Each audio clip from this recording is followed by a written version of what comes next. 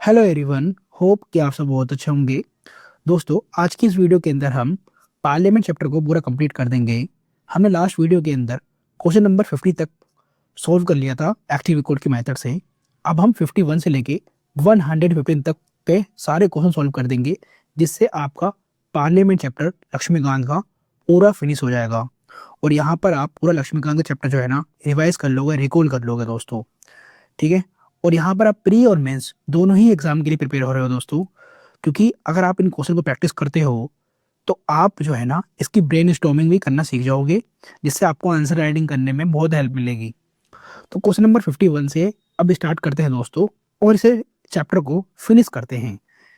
देखो दोस्तों, मेरा वीडियो बनाने का बस एक ही मकसद होता है कि जो पढ़ने वाले स्टूडेंट हैं, ठीक है, जो सीरियस एग्जाम के लिए, वो ऑन ट्रैक पर रहें। ठीक है, अपने एग्जामिनेशन के लिए वो हमेशा कॉन्फिडेंस फील करें। ठीक है, और कभी उनका ऐसा लगे ना कि वो रॉन्ग ट्रैक पे हैं। तो मैं वीडियो उन्हीं के लिए बनाता हूँ दोस्तों, ताकि वो ट्रैक पे रहें, अपनी प्रिपरेशन को स्मूथली आगे बढ़ाते चले और अपनी सफलता की तरफ आगे बढ़ते रहें। ठीक है, तो अब वीडियो को स्टार्ट करते हैं इसी पॉजिटिव नोट के साथ।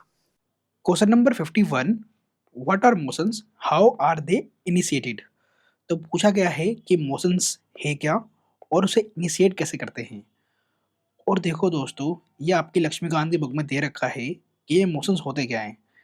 तो भाई, मोशंस क्या है, आपको लक्ष्मीकांत की बुक से ही पढ़ना है और इसको रिमेम्बर करना है और समझना है, और कोई बुक का यूज़ नहीं करनी दोस्तों, एक बुक पे ही स्टिक रहो।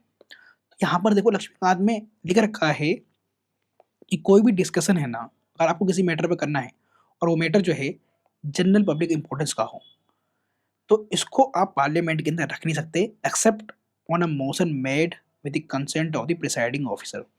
दैट मीन्स कि किसी भी जनरल पब्लिक इंपॉर्टेंस के ऊपर आपको डिस्कशन करना है, तो उसके लिए आपको मोशन लाना पड़ेगा हाउस के अंदर, और उसे भी कंसेंट के साथ लाना पड़ेगा प्रिसाइडिंग ऑफिसर के। प्रिसाइडिंग ऑफिसर लोकसभा में स्पीकर होंगे और राज्यसभा के अंदर चेयरमैन होंगे। इस बात को ध्यान रखना है।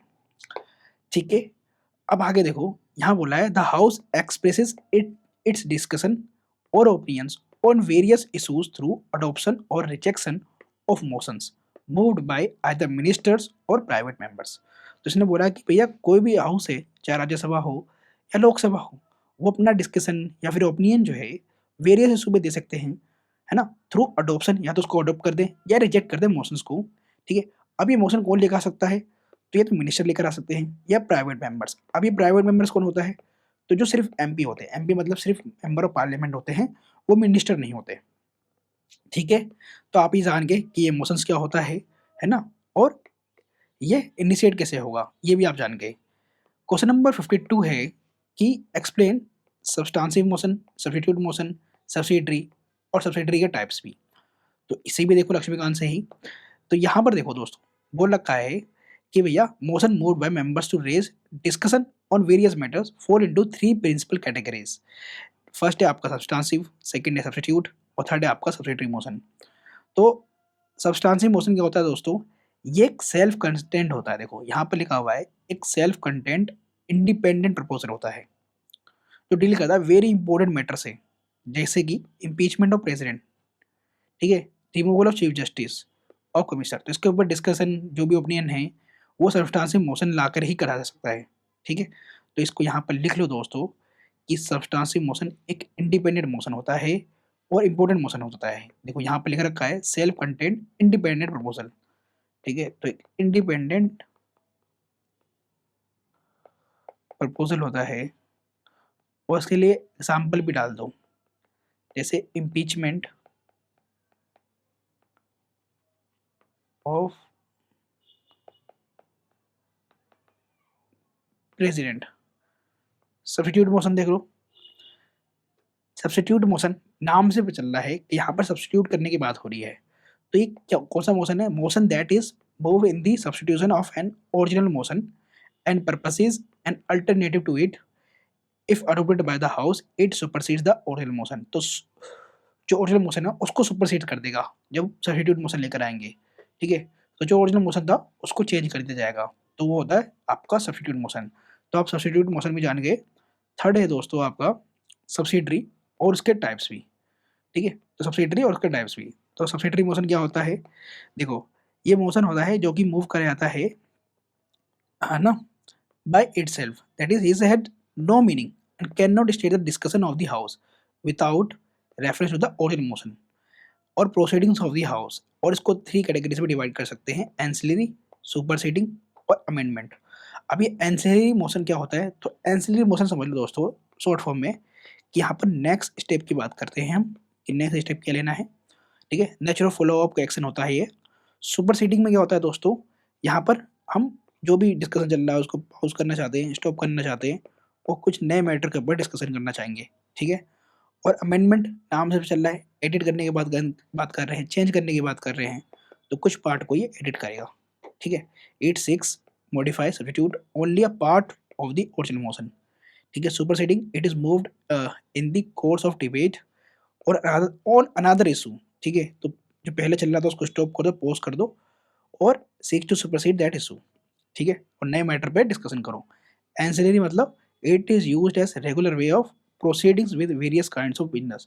तो नेक्स्ट स्टेप की बात करता है ये कि भैया वेरियस काइंड्स ऑफ डिस्कशन को, बिजनेस को कैसे डिस्कस करें, तो उसके लिए एंसिलरी मोशन लाया जाता है, ठीक है। तो ये आपको समझ में आ गया, ठीक है। तो ये बात को ध्यान रखना, सब्सिडियरी मोशन होता क्या है, तो ये सपोर्टिंग एक्टर का रोल करता है। दैट मीन्स कि ओरिजिनल मोशन में जो भी चल रहा है पार्लियामेंट के अंदर, तो सब्सिडियरी मोशन वो है जो बिना जो है ओरिजिनल मोशन के सर्वाइव नहीं कर सकता। इसका काम में मोशन को मॉडिफाई करना, डिले करना या उसे डायरेक्शन में बदलना, ठीक है। तो ये सब्सिडियरी मोशन होता है। तो आप सब्सिडियरी मोशन के टाइप जान के, सब्सिडियरी मोशन क्या होता है ये जान के, सब्सिडियरी मोशन क्या होता है, ठीक है। अब आते हैं नेक्स्ट क्वेश्चन पर, और नेक्स्ट क्वेश्चन है आपका how are closure motions initiated. 53 question है आपका। Explain its types, simple, compartments and kangaroo, guillotine. तो ये सारे टाइप्स आपको समझाने हैं, कंगारू, गुलेटिन, ठीक है, ये सब समझाना है। और ये भी दोस्तों आपका जो है आपका लक्ष्मीकांत की बुक में सब कुछ मिलेगा क्वेश्चन, ठीक है। तो जो भी मैं पढ़ा रहा हूँ वो सब कुछ लक्ष्मीकांत में ही है, इससे बाहर आपको कहीं नहीं जाना दोस्तों। और आपके लक्ष्मीकांत की बुक अगर आपने इसके ऊपर कमांड लिया है ना आप, तो आपका काम हो गया बस, ठीक है। तो क्लोजर मोशन क्या होता है, ठीक है, सिंपल क्लोजर और closure by compartments, kangaroo, guillotine, ठीक है। तो ये पता होना चाहिए। तो क्लोजर मोशन नाम से चल रहा है कि ये होता क्या है, ठीक है।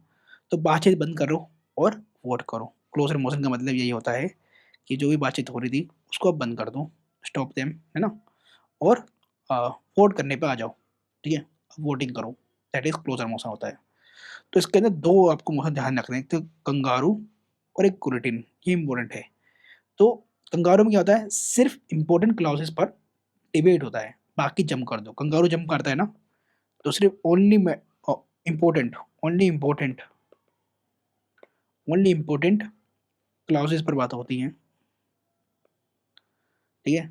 ओनली ओनली इम्पोर्टेंट क्लॉजेस पर डिबेट होता है, बाकी को बंद कर दो, ठीक है, बाकी को जंप कर दो, है ना, then jump it to like like kangaroo. Guillotine क्या होता है, तो गुलेटिन एक तरीके से फांसी देने वाला एक हथियार होता है, ठीक है।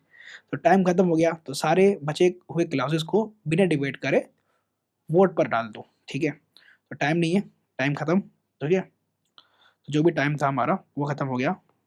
तो टाइम जो है खत्म हो गया हमारे पास डिबेट करने का।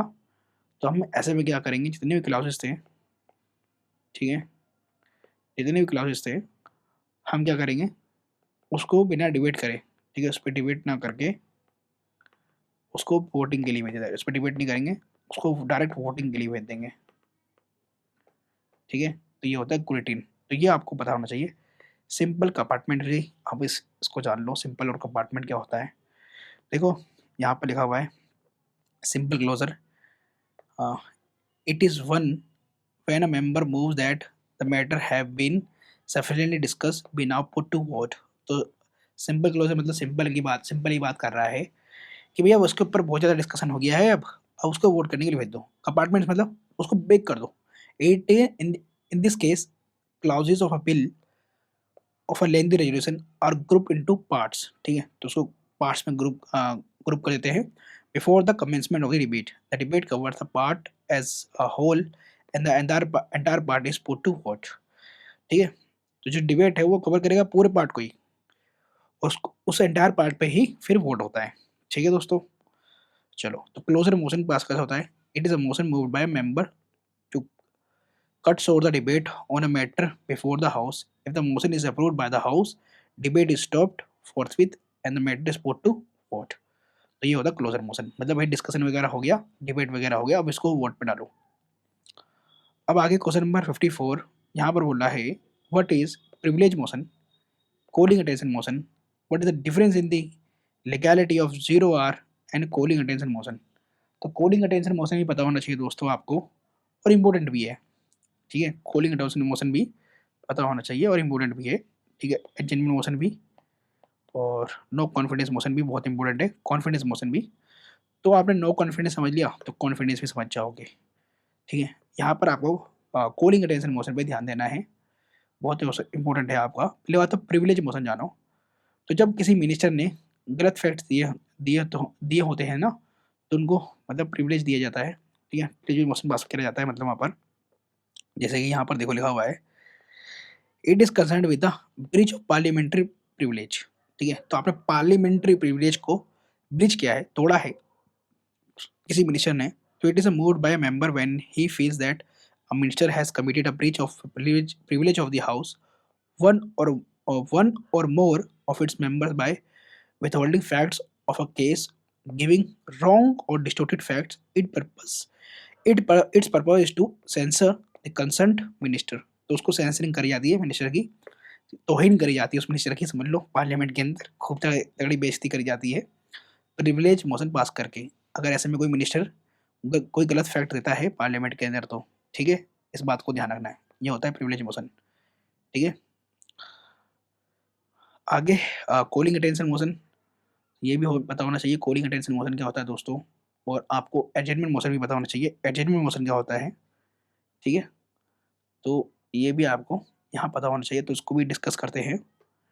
जैसे कि कॉलिंग अटेंशन मोशन भी क्या होता है, तो जैसे कि अभी मणिपुर का जो मतलब जो भी वहाँ पर वायलेंस हो रहा था, तो उसके ऊपर बार बार कूलिंग अटेंशन मोशन पास करा जा रहा था कि मणिपुर के इशू को डिबेट करा जाए पार्लियामेंट के अंदर, तो उसके लिए कूलिंग अटेंशन मोशन लाया जा रहा था।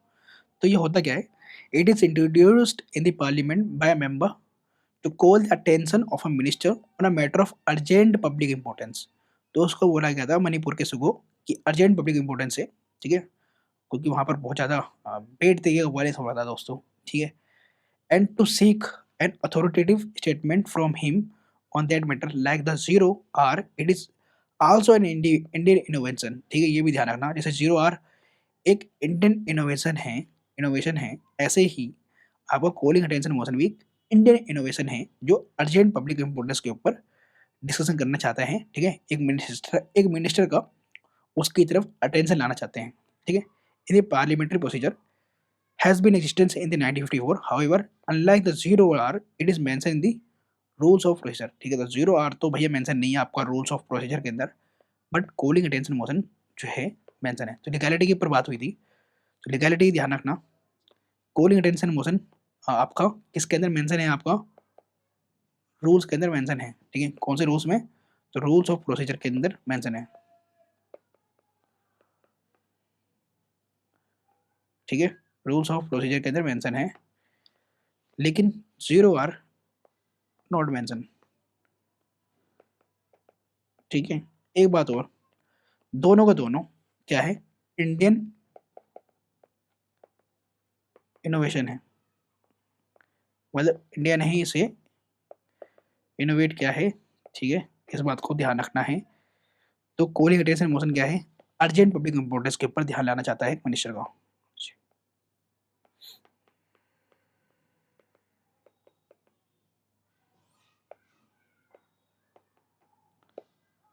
ठीक है, आगे बढ़ते हैं।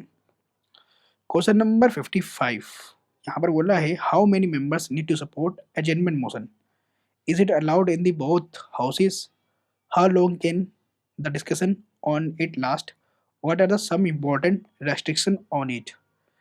तो दोस्तों चलो इसे भी कवर करते हैं, बाकी आगे तो बहुत इंपॉर्टेंट क्वेश्चन आने वाला है, जैसे राज्यसभा की पावर क्या होती है, लोकसभा की पावर क्या होती है। ठीक है, कहाँ पर दोनों की पावर्स इक्वल होती है, प्रिविलेज पूछ लेगा कि राज्यसभा की पावर कहाँ जाता है, कहाँ लोकसभा की पावर ज़्यादा है, तो ये एग्ज़ाम के लिए बहुत इंपॉर्टेंट हो जाते हैं, तो इनको तो भी हम करेंगे और इनके ऊपर क्वेश्चन भी आता है, ठीक है? तो पहले तो ये जानो कि यहाँ पर को 55 में बोला है कि हाउ मेनी मेंबर्स की जो है ज़रूरत पड़ती है to support the adjournment motion will they adjournment motion को पास कराने के लिए। Is it allowed in the both houses, क्या दोनों हाउस के अंदर अलाउड है? How long can the discussion on it last, और कितने दिन तक इसके ऊपर डिस्कशन हो सकता है एडजमेंट मोशन में? और सब इम्पोर्टेंट रेस्ट्रिक्शन भी बताने हैं आपको क्या है इसके अंदर। तो एडजमेंट मोशन होता है क्या है दोस्तों, सिर्फ लोकसभा में होता है, ये ध्यान रखना, और 50 मेंबर का सपोर्ट चाहिए होता है, ठीक है? तो कितने मेंबर्स का? 50 मेंबर्स का, लिख दो 50 मेंबर्स का सपोर्ट चाहिए, ठीक है? और सिर्फ लोकसभा में होता है। तो इन्होंने बहुत ज़्यादा both houses, no both houses में नहीं, ओनली लोकसभा, ठीक है? यहाँ पर बात क्या होती है, तो यहाँ पर अर्जेंट नेशनल मैटर के लिए सब काम को रोक कर जो है इसके ऊपर बात होती है, ठीक है? जो भी इम्पोर्टेंट जो है जिसके ऊपर मोशन लाया गया उसके ऊपर बात होती है, ठीक है? अर्जेंट नेशनल मैटर के लिए सारे काम रोक दो, ठीक है? तो जो भी यहाँ पर अर्जेंट जो भी अर्जेंट नेशनल मैटर है उसके ऊपर बात होती है सारे काम रोक कर, अगर अर्जेंट मोशन पास होता है तो। कितनी देर तक चलेगा, ये बोला था कि हाँ कितनी देर तक चलेगा, तो ये ध्यान रखना 2.5 आवर्स का एटलीस्ट, कम से कम 2.5 आवर्स का डिबेट होगा, ठीक है? सब इम्पोर्टेंट रेस्ट्रिक्शंस क्या हैं तो ये जान लेते हैं।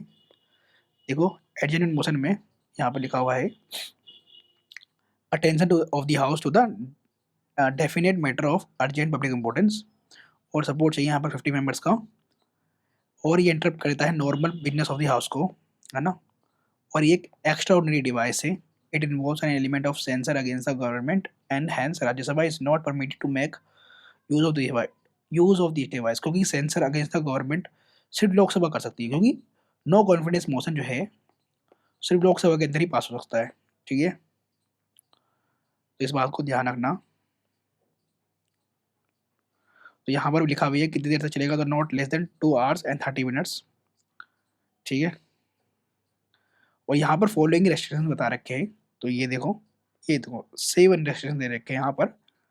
तो 7 के 7 रेस्ट्रिक्शन एक बार आप पढ़ लो, ठीक है? ताकि आपको ध्यान में रहे। तो यहाँ पर लिखा हुआ है it should raise a matter which is definite factual और अर्जेंट, है ना? एंड पब्लिक इंपोर्टेंस का होना चाहिए। It should not cover more than one matter, एक से ज़्यादा मैटर नहीं होना चाहिए। It should be restricted on a specific matter of recent occurrence and should not be framed in the general terms. It should not raise a question of privilege. It should not revive discussion on a matter that has been discussed in the same session. It should not deal with any matter that is under adjudication by court. ये बहुत important बात है, इस बात को ध्यान रखना। It should not raise any question that can be raised on a distinct motion. ठीक है? तो डिस्टिंक्ट मोशन के ऊपर जो है क्वेश्चन आप रेज नहीं कर सकते इसके अंदर, इस बात को भी ध्यान रखना है। अब नेक्स्ट है आपका कि नो कॉन्फिडेंस मोशन के लिए क्या चाहिए, तो ध्यान रखना नो कॉन्फिडेंस मोशन भी न्यूज में है। तो क्वेश्चन है how many members need to support the no confidence motion, 57 भी नो कॉन्फिडेंस मोशन के ऊपर ही है। Differentiate between censure motion and no confidence motion, बहुत इंपॉर्टेंट है एग्जाम के लिए।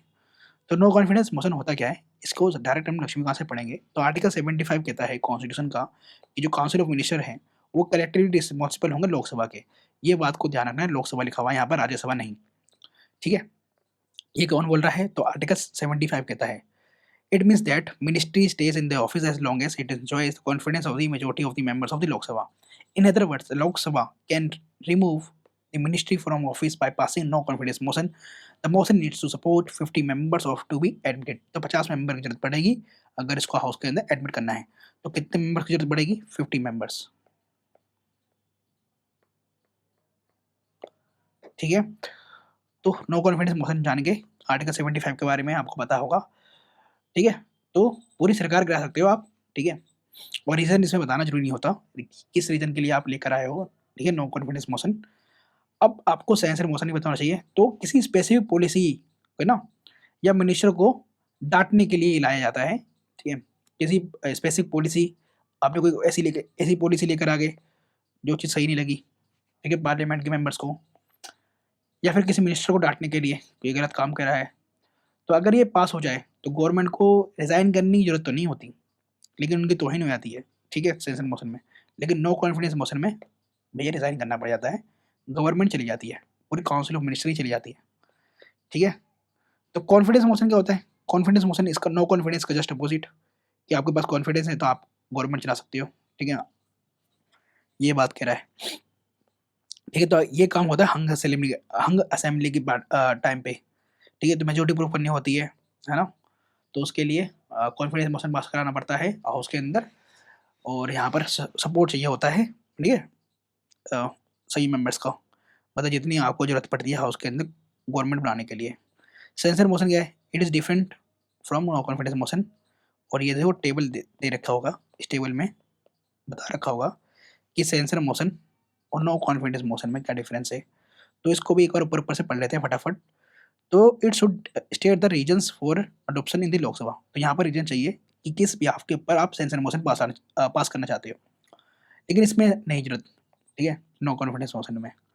सेकंड बोला है it can be moved against individual minister और अ ग्रुप ऑफ मिनिस्टर। लेकिन यहाँ पर जो है पूरे काउंसिल ऑफ मिनिस्टर मिनिस्टर ही जाएगी।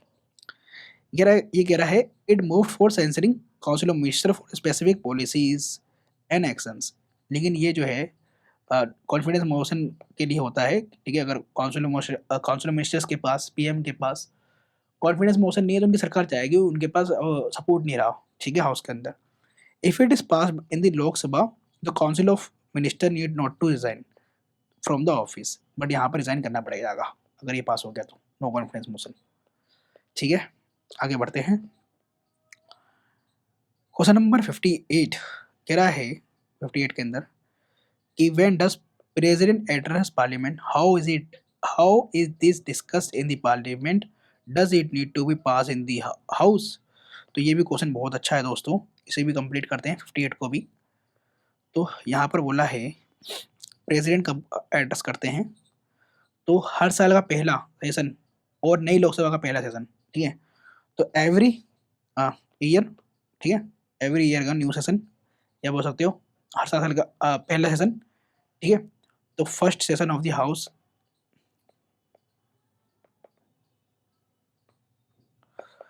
First session of the house, ठीक है, of every year and newly formed Lok Sabha, ठीक है, न्यूली फॉर्म्ड, ठीक है, session of the newly formed Lok Sabha, ठीक है? तो इसमें वो जो है इस पर मोशन ऑफ थैंक्स पास जरूरी होता है। मोशन ऑफ थैंक्स कौन करेगी? तो जो गवर्नमेंट है, ठीक है, प्रेजेंट गवर्नमेंट, वो प्रेसिडेंट के लिए जो मोशन ऑफ थैंक्स पास करवाती है, ठीक है? Does it need to pass in the house? Yes, motion of thanks pass कराना पड़ता है, ठीक है, मोशन ऑफ थैंक्स पास कराना जरूरी होता है, वरना तो गवर्नमेंट गिर सकती है। तो यहाँ ध्यान रखना मोशन ऑफ थैंक्स के बारे में। तो ये भी लक्ष्मीकांत की बुक में आपको मिल जाएगा दोस्तों, दिखा देता हूँ मैं।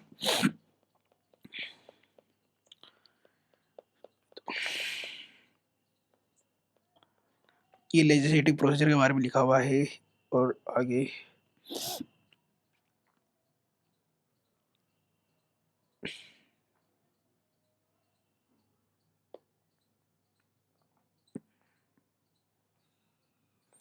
अच्छा एक बात और, अब मैंने आपको प्रेसिडेंट वाले चैप्टर के अंदर भी ये बात पढ़ाई थी कि भैया कि प्रेसिडेंट जो है हर साल फर्स्ट सेशन को एड्रेस करते हैं, और जो भी न्यूली फॉर्म्ड लोकसभा होती है उसको भी प्रेसिडेंट जो है क्या करते हैं, आपका एड्रेस करते हैं, ठीक है? ये रहा देखो, बजट इन पार्लियामेंट, तो इसी के अंदर आपको लिखा हुआ होगा प्रेसिडेंट का रोल भी, ठीक है? चलो अभी बजट इन पार्लियामेंट भी कवर करना है दोस्तों, बहुत कुछ कवर करना है। अभी तो बहुत इंपॉर्टेंट इंपॉर्टेंट टॉपिक रह गए हैं अभी आपके कवर करने का, इसे भी कंप्लीट करते हैं। तो आगे बढ़ते हैं हम। क्वेश्चन है what is point of order motion, half an our discussion, short duration discussion, special mention, ठीक है, जो कि राज्यसभा के लिए होता है। What is equivalent of special mention इन राज्यसभा, ठीक है, तो इसे भी कवर करते हैं दोस्तों। देखो ये सब यहाँ पर आपका लिखा हुआ है, ये रहा, half an our discussion, short duration motion, special mention और रेजोल्यूशंस के बारे में भी, तो इसे भी कवर करते हैं, लिखते हैं इसे के बारे में। तो भाई पहले बात तो ये जानो कि हाफ एन आवर डिस्कशन होता क्या है।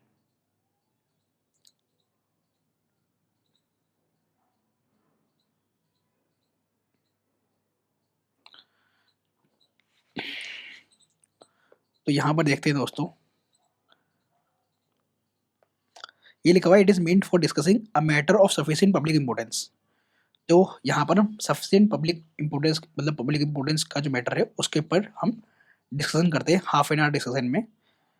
ये सब्जेक्टेड होता है lot of debate and answer to which needs elucidation on a matter of fact. The speaker can allot 3 days in a week for such discussion. तो 3 days देंगे speaker कि भैया इस डिस्कशन पे आप डिस्कस कर सकते हो। जैसे नो फॉर्मल मोशन और वोटिंग बिफोर द हाउस, तो कोई फॉर्मल मोशन इसमें पास कराने की जरूरत नहीं होती हाफ एंड आवर डिस्कशन में, ठीक है।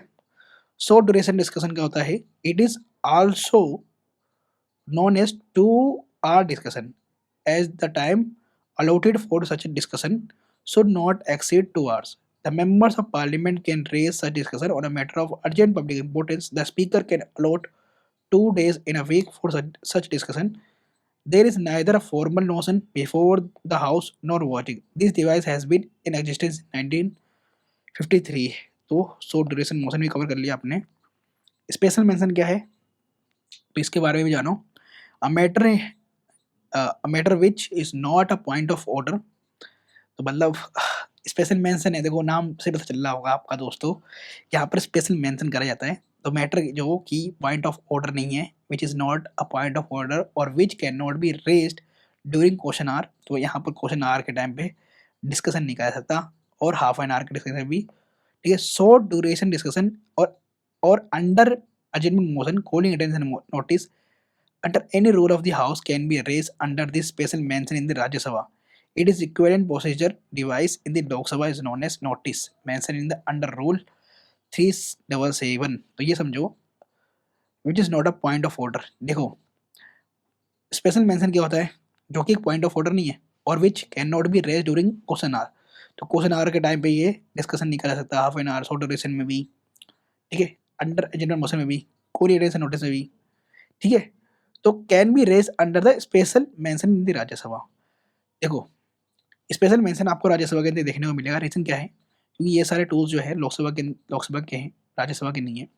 तो राज्यसभा के लिए स्पेशल मेंशन जो है टूल दिया गया है, जहाँ पर आप ये सब चीज़ें जो है डिस्कस कर सकते हो, ठीक है। स्पेशल मेंशन इन राज्यसभा, ये इक्वलेंट प्रोसीजर डिवाइस है जो कि लोकसभा को दिया गया है ना, जिसके अंदर नोटिस नोटिस देना पड़ता है अंडर द रूल ऑफ 377 के अंदर, ठीक है। तो इसको इतना ही जानो, ठीक है।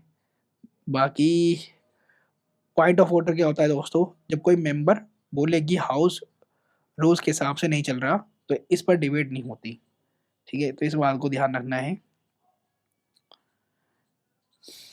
चलो आगे बढ़ते हैं और नेक्स्ट क्वेश्चन को कंप्लीट करते हैं दोस्तों।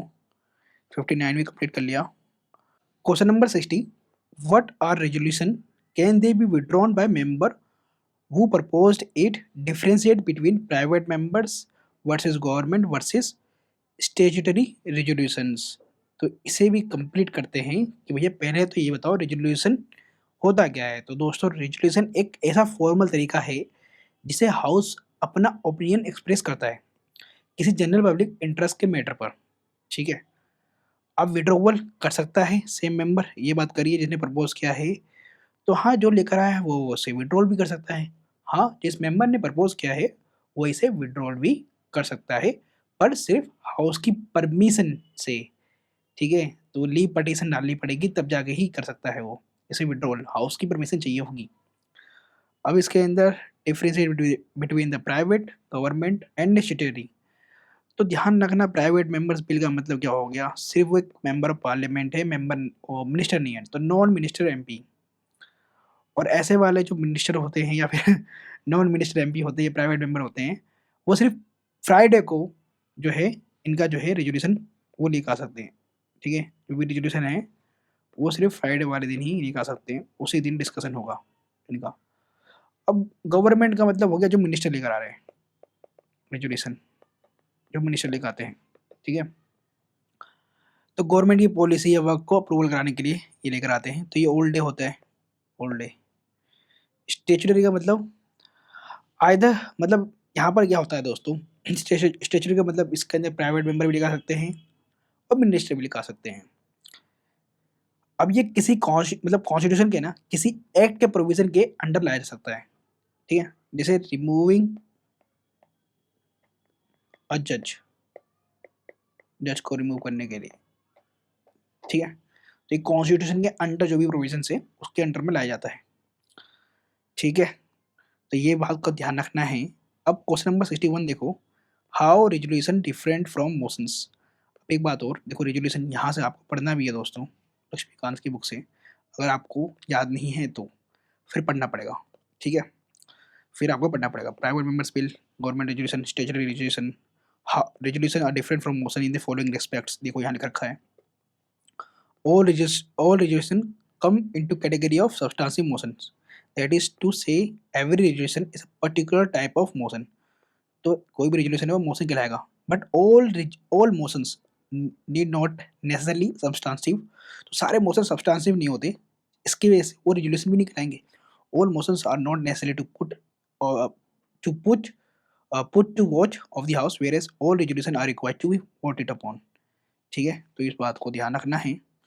तो यहाँ पर मैं लिख दूं कि कैसे डिफरेंट है रेजोल्यूशन फ्रॉम द मोशंस। तो इस बात को भी आपको पता होना चाहिए कि भैया जो मोशन होता है वो प्रस्ताव होता है, हिंदी में अगर बोलोगे तो प्रस्ताव होता है।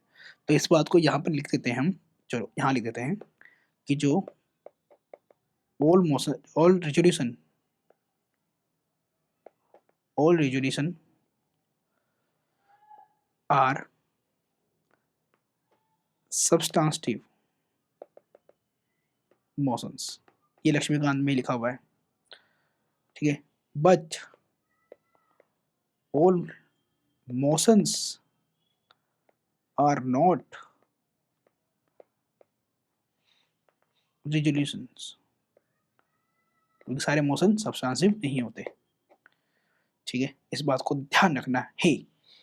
मोशन ये एक जेनरिक टर्म है, हाउस में कुछ भी मूव करने के लिए मोशन चाहिए। रिजोल्यूशन एक स्पेसिफिक टाइप का मोशन होता है जिसमें हाउस का एक फाइनल ओपिनियन या डिसीजन होता है। डिफरेंस हमेशा ध्यान रखना, मोशन हमेशा वोटेड अपॉन नहीं होते जैसे पॉलिसी मोशंस, पर रिजोल्यूशन हमेशा वोटेड अपॉन होते हैं, उनका एक कंक्लूजन निकलता है। ठीक है, अब यहाँ पर देखो यूथ पार्लियामेंट के ऊपर क्वेश्चन है, who recommended the scheme of youth parliament. ठीक है, तो ये रहा youth parliament, the scheme of parliament, youth parliament was started on the recommendation of the fourth all India chips conference. ये ध्यान रखना, ऑल इंडिया विप्स कॉन्फ्रेंस ऑब्जेक्टिव क्या है, तो ये है यंग जनरेशन को पार्टिसिपेट कराना। ठीक है, ये सब चीज़ें। तो यहाँ पर हम लिख देते हैं भैया कि इसका रिकमेंडेशन फोर्थ ऑल इंडिया विप्स कॉन्फ्रेंस ने दिया था। फोर्थ ऑल इंडिया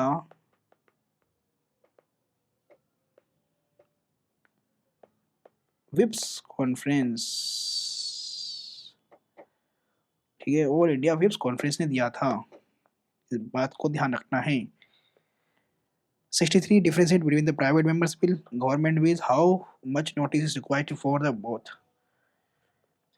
तो बोला है private members bill, government bills, है ना, how notice is required for both. तो private members bill and government bills के बीच में डिफरेंशिएट पूछा है, और how much notice required for both, मतलब कितने नोटिस की जरूरत पड़ेगी दोनों के लिए। तो ये तो मैंने आपको पहले बता दिया कि मुझे प्राइवेट मेंबर्स बिल होते हैं जो नॉन मिनिस्टर लेकर आते हैं, और गवर्नमेंट बिल एक मिनिस्टर इंट्रोड्यूस करते हैं, ठीक है। तो जो मिनिस्टर लेकर आता है वो policy of the ruling party को रिप्रेजेंट कर रहे होते हैं, रिफ्लेक्ट कर रहे होते हैं, ठीक है। और जो प्राइवेट मेंबर लेकर आते हैं वो क्या होता है, वो view of the opposition individual को रिप्रेजेंट कर रहे होते हैं, ये बात ठीक है।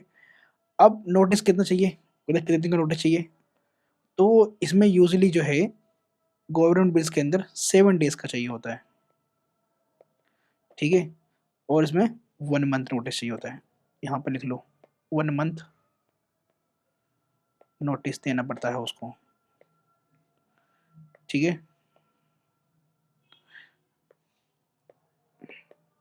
1 मंथ नोटिस, ठीक है, रिक्वायर्ड। मैं बोला था how much notice required, days लिखना चाहिए था, ठीक है। अब आते 64 पे, यहाँ पर बोला है what are the 5 stages in life of ordinary bills, first second third second. तो जल्दी बताते हैं 5 stages of life of ordinary bill, तो इसको डिस्कस करते हैं। तो एक बिल कैसे एक्ट बनता है, उसके 5 स्टेप्स लॉजिकल सीक्वेंस होते हैं, ये तो आपको पता होगा, लक्ष्मीकांत में दे रखा है, ये देखो। Legislative procedure of the parliament, bill introduce होता है पार्लियामेंट के अंदर, 2 kinds, public bills, private bills, ये तो मैंने डिस्कस कर दिया। ऑर्डनरी बिल्स दे रखे हैं 5 stages, first reading, first reading होती है, second reading and third, third reading, fourth में bill in the second house, fifth में एसेट ऑफ द प्रेसिडेंट। फिर बिल जो है आपका एक्ट बन जाता है, ठीक है, एसेट मिलता ही। तो यही बात पूछी गई है, तो इसको लिख देते हैं भैया, कि पहले तो भैया स्टेज में आ जाओ इधर की तरफ। तो पहला होता है फर्स्ट रीडिंग, क्या होता है जी, फर्स्ट रीडिंग होती है, बिल इंट्रोड्यूस होता है और गैजेट में पब्लिश होता है। इस स्टेज पे कोई डिस्कशन नहीं होता, बस बिल हमारा इंट्रोड्यूस ही होता है, बिल इंट्रोड्यूस और जो है गैजेट में पब्लिश होता है।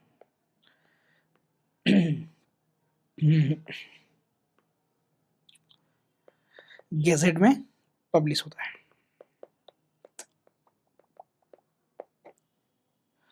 और ध्यान रखना इस स्टेज पे कोई डिस्कशन नहीं होता।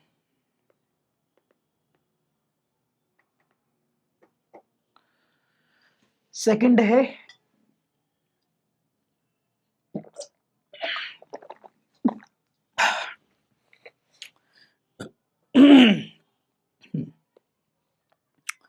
सेकंड है आपका second reading.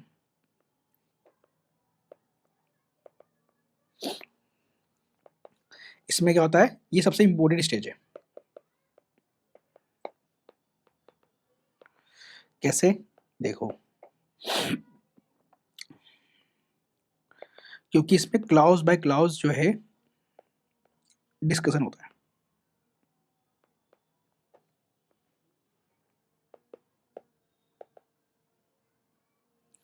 Clause bye clause discussion होता है।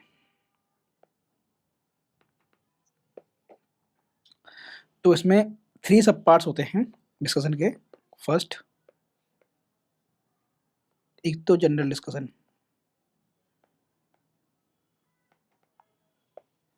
सेकंड कमेटी स्टेज पे, कमेटी के पास चला जाता है,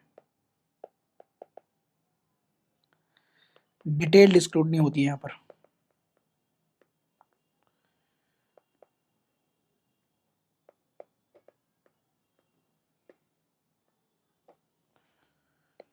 थर्ड,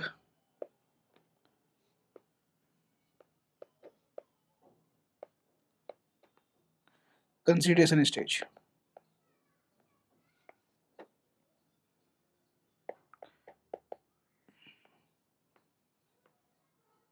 यहाँ पर अमेंडमेंट होते हैं, मतलब कुछ भी डिस्कशन हुआ, अमेंडमेंट की जरूरत है तो यहाँ पर अमेंडमेंट के लिए डाला जाता है।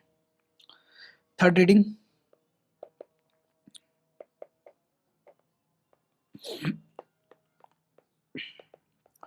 तो जो भी बिल है उसकी थर्ड रीडिंग होती है। तो यहाँ सिर्फ बिल को एक्सेप्ट या रिजेक्ट करने के लिए वोटिंग होती है, ध्यान रखना। या तो एक्सेप्ट होगा बिल या फिर रिजेक्ट होगा, या तो एक्सेप्ट या तो रिजेक्ट, और यहाँ पर जो होगी उसके बाद वोटिंग। तो वोटिंग पता चल जाएगा कि एक्सेप्ट होना है या रिजेक्ट होना है।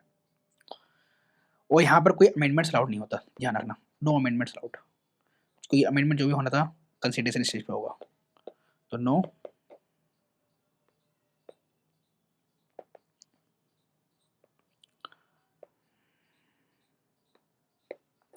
Amendments allowed. Fourth, bill in the, अब यहाँ वोटिंग होगी फर्स्ट हाउस में, तो ये सेकंड हाउस में चला जाएगा,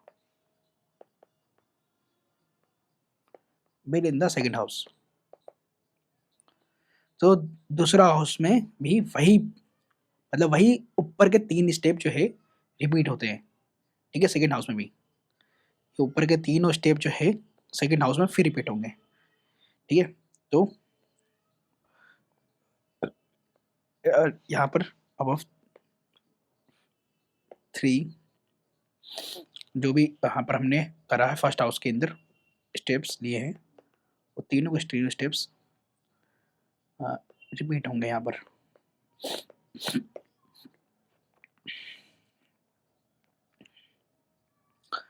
फिर फोर्थ में भी मतलब पास ओवर के यहाँ पर एक्सेप्ट और रिजेक्ट की बात होगी। फिर सेकंड हाउस के अंदर भी फिर जो बिल है वो एसेंट के लिए भेज दिया जाता है। सेकंड हाउस जो है बिल को एसेंट के लिए भेज दिया जाएगा, एसेंट ऑफ द प्रेसिडेंट चाहिए होता है, तब जाके वो एक्ट बनेगा, ठीक है, तब जाके वो बिल जो है एक्ट बनेगा, ठीक है दोस्तों। तो आपने ही कर लिया। Question number 65, what can constitute first reading of the bill. First reading of the bill के अंदर क्या क्या कॉन्स्टिट्यूट होता है, तो ये तो मैंने आपको बता दिया, ठीक है। इस स्टेज पे कोई डिस्कशन नहीं होता, ठीक है। मेंबर बस हाउस से लीव दैट इज परमिशन मांगते हैं बिल को इंट्रोड्यूस करने के लिए। अच्छा, कॉन्स्टिट्यूएंट एलिमेंट्स क्या है इसके अंदर, बिल का टाइटल और ऑब्जेक्टिव रीड किए जाते हैं यहाँ पर, और इसके बाद बिल को ऑफिशियल गैजेट में पब्लिश किया जाता है। बिल इंट्रोडक्शन से पहले ही गैजेट में पब्लिश हो चुका है, ठीक है। तो लीव मांगनी जरूरत, देखो अगर बिल गैजेट में पहले से इंट्रोड्यूस हो चुका है तो यहाँ पर कोई लीव मांगने की जरूरत नहीं पड़ती, इस बात को ध्यान रखना। गैजेट में पब्लिश हो चुका है तो no need to be, no need of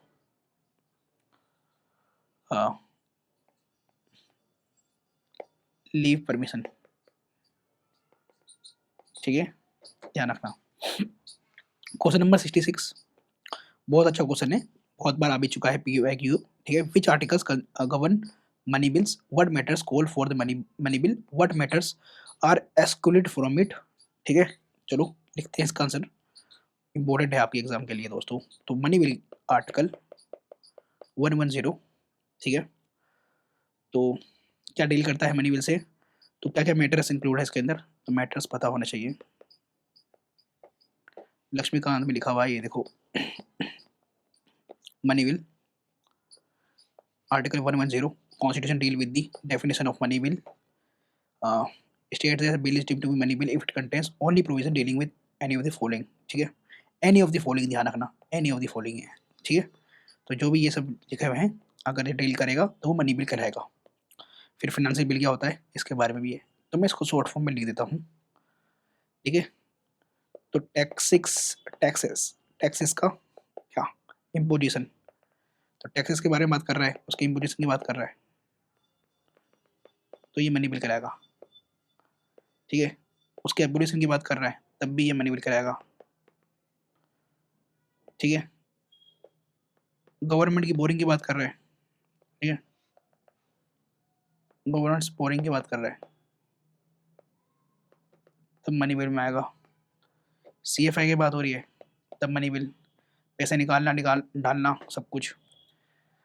क्या क्या एक्सक्लूजन है, मतलब इसे मनी बिल नहीं कहेंगे हम, तो ठीक है, यहाँ पर बोला है यही पता होना चाहिए। What matters are excluded from it. तो क्या क्या एक्सक्लूड है, तो ध्यान रखो, यहाँ पर लिख देता हूँ मैं। फर्स्ट,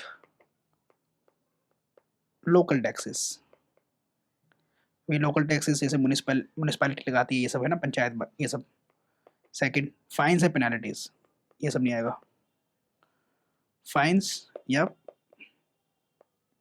पेनल्टीज का इम्पोजिशन, फी फॉर लाइसेंसेस या सर्विसेज के लिए जो भी फीस ली जाती है वो सब नहीं, ये एक्सक्लूड है फ्रॉम मनी बिल, ध्यान रखना है, प्री के लिए बहुत इंपॉर्टेंट है।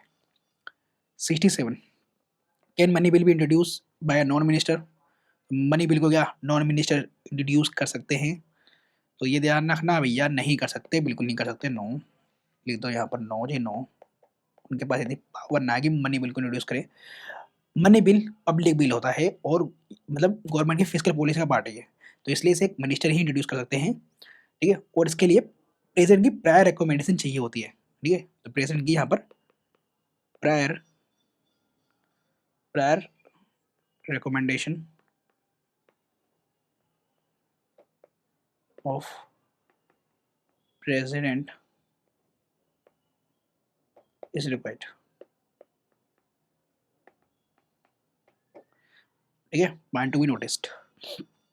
क्वेश्चन नंबर 68, तो को यहाँ पर बताई दिया है कि what are the financial bills and how many types of there, explain them. तो मनी बिल के बारे में बता रखा है, financial bill first, financial bill second, तो इस बात को बिल्कुल ध्यान रखना है दोस्तों कि मनी बिल के अंदर क्या होता है, प्योरली आर्टिकल 110 से ये डील करता है मनी बिल, ठीक है, और जो हमारा फाइनेंशियल बिल होता है इसके अंदर आपको आर्टिकल 110 के तो सारे प्रोविजन देखने को मिलेंगे, ठीक है, मतलब मनी बिल का प्रोविजन देखने को मिलेगा ही, मनी बिल का प्रोविजन देखने को मिलेगा, साथ में जनरल चीज़ें भी मिलेंगी, जनरल लेसन भी मिलेगा, और ये आर्टिकल 117 क्लाउज 1 में लिखा हुआ है, ठीक है, इस बात को ध्यान रखना, और ये आर्टिकल 117 क्लाउज 3 में लिखा हुआ है, और इसमें से ना क्या करना है, जो देखो matters involving spending from CFI, ठीक है, तो जो भी मैटर्स है, ठीक है, जो भी मैटर्स है स्पेंडिंग जो कर रहे हैं हम सीएफआई से, पर ध्यान रखना आर्टिकल 110 वाला कुछ नहीं है इसके अंदर, ठीक है, आर्टिकल 110 वाला कुछ नहीं है, देखो यहाँ पर मनी बिल लिख रखा है,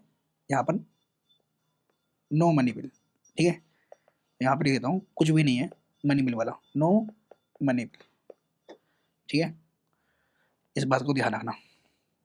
इंट्रोडक्शन कहाँ हो सकता है, इस बात को ध्यान रखना, मनी बिल है तो सिर्फ लोकसभा के पास पावर होती है, फाइनेंशियल बिल लोकसभा के पास, लेकिन फाइनेंशियल बिल सेकंड के अंदर इसमें मनी बिल वाला पार्ट नहीं होता, तो लोकसभा राज्यसभा दोनों में हो सकता है, इस बात को बिल्कुल ध्यान रखना है।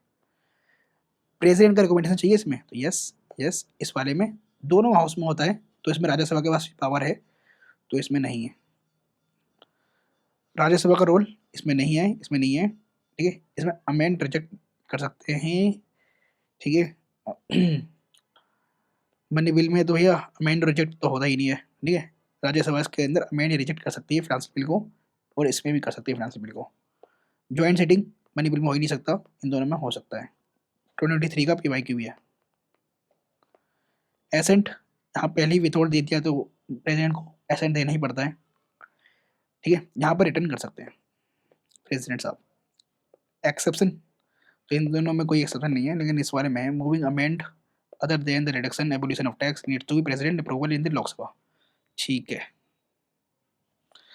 ठीक है, ठीक है। और एक बात और यहाँ पर ये लिखी हुई नहीं है कि इसके अंदर राज्यसभा को ना मनी बिल के अंदर 14 डेज के अंदर 14 डेज के अंदर आपको राज्यसभा को इसे वापस भेजना पड़ेगा, ठीक है, वेरी 14 डेज के अंदर या तो पास करें या तो इसको रिटर्न करना पड़ेगा, वरना डिम टू बी एक्सेप्टेड माना जाएगा, डिम टू बी पास माना जाएगा, ठीक है, इस बात को ध्यान रखना, बहुत ज़्यादा इंपॉर्टेंट है आपके एग्जाम के लिए ये। 69, question number 69, when does deadlock between two houses arise for which bills joint sitting is not allowed, तो ये भी करते हैं दोस्तों। अच्छा एक बात को ध्यान रखना, यहाँ पर सब कुछ राज्यसभा के पास पावर है इस वाले में, फाइनेंशियल बिल सेकंड में, तो जस्ट लाइक ये ऑर्डिनरी बिल ही है,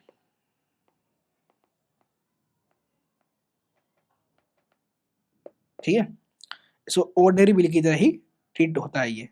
बस इसमें इतना है कि बस पास करने से पहले प्रेसिडेंट की रिकमेंडेशन चाहिए होती है, क्योंकि CFI पर खर्चा होता है इसका, ठीक है। बस इसमें रिकमेंडेशन जो है चाहिए होता है, ठीक है। इस वाले में देखो, लेकिन इस वाले में उसकी भी जरूरत नहीं है, बिल्कुल ऑर्डिनरी बिल की तरह पड़ती है, ठीक है। 69 बोल रहा है when does deadlock between the two houses arise for which bills joint sitting is not allowed. तो जॉइंट सेटिंग के ऊपर क्वेश्चन है, बहुत अच्छा क्वेश्चन है, ऐसे करते हैं।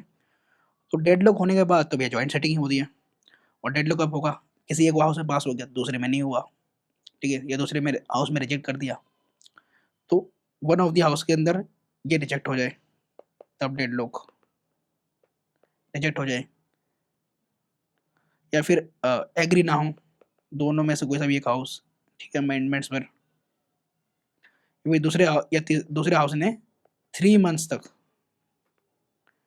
ठीक है, 3 मंथ्स नहीं 6 मंथ्स है यहाँ पर, 6 महीने तक, 6 मंथ्स तक, कोई ऑर्डिनरी बिल है, 6 मंथ तक मतलब कोई एक्शन नहीं लिया, नो एक्शन, ठीक है, कोई एक्शन नहीं लिया 6 मंथ्स तक, तो ऐसे में जो है डेडलॉक आ जाएगा, और ऐसे में फिर ज्वाइंट सेटिंग होती है आर्टिकल 108 में ऑर्डिनरी बेस के अंदर।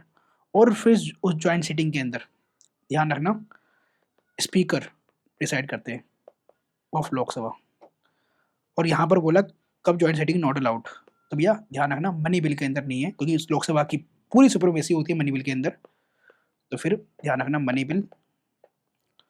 और सेकंड है आपका कॉन्स्टिट्यूशनल अमेंडमेंट बिल, इसमें भी जो है डेडलॉक नहीं आ सकता, ठीक है, इवन ज्वाइंट सेटिंग नहीं हो सकती, ठीक है। 70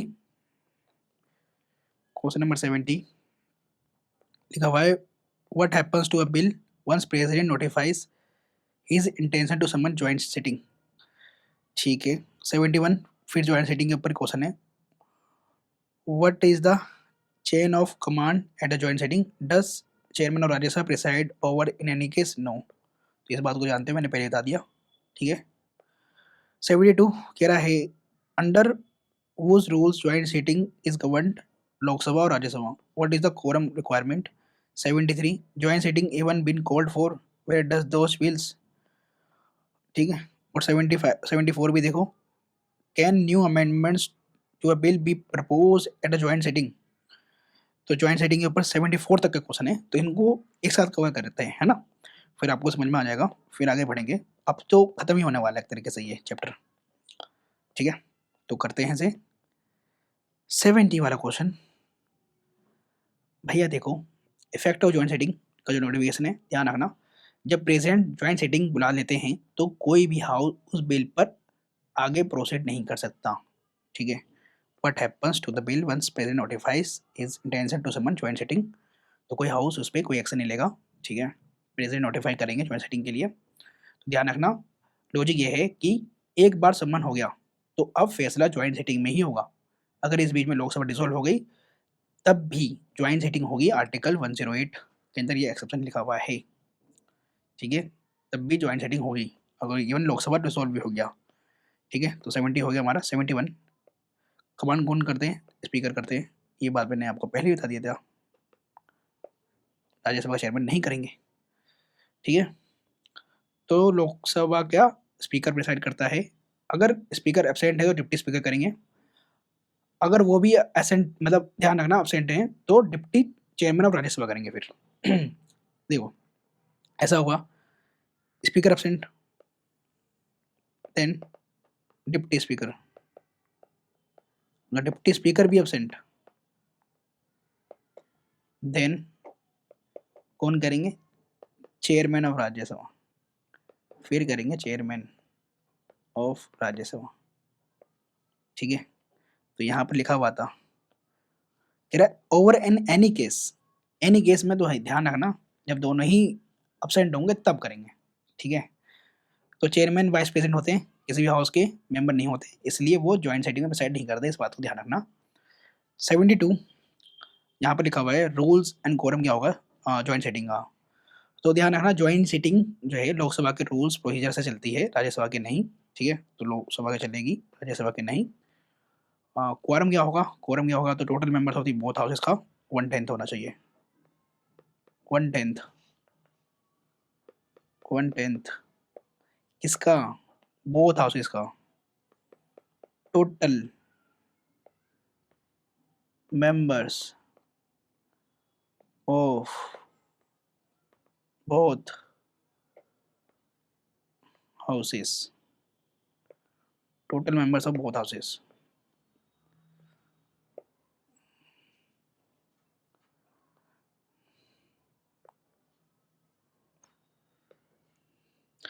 73 has joint sitting even been called for?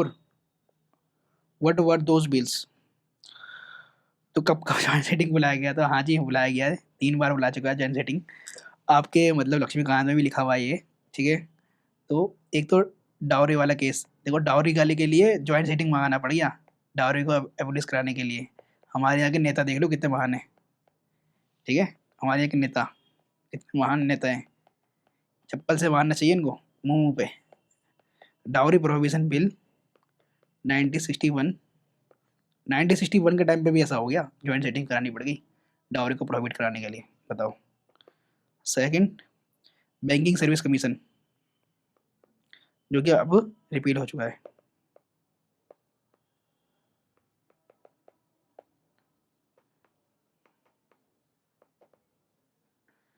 ये रिपील हो जाएगा, ध्यान रखना।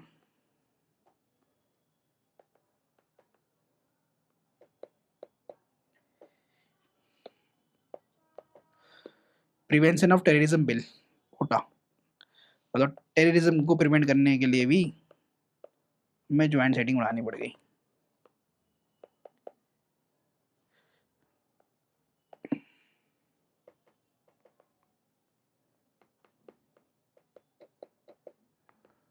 दो हजार दो।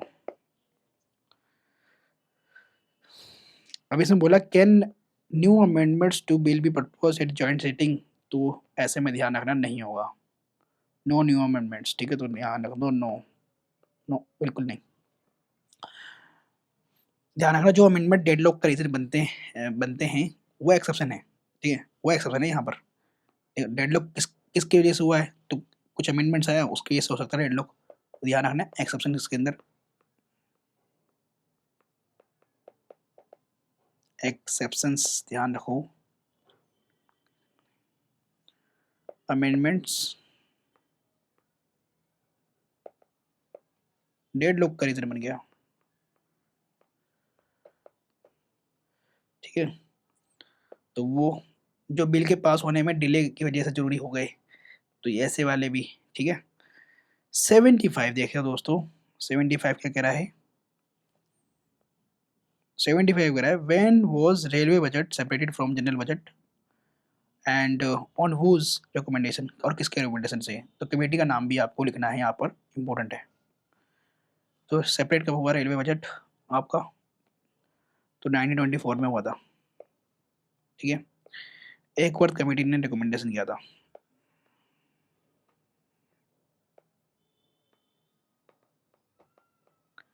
नाइनटीन 21 के अंदर, ठीक है?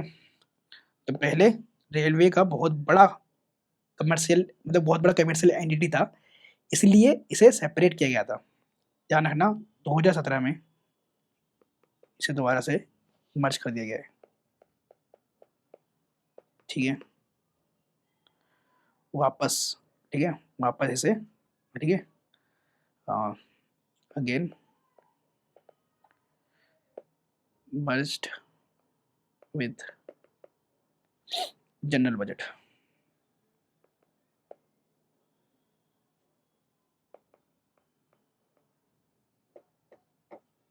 मर्ज कर दिया गया, ठीक है?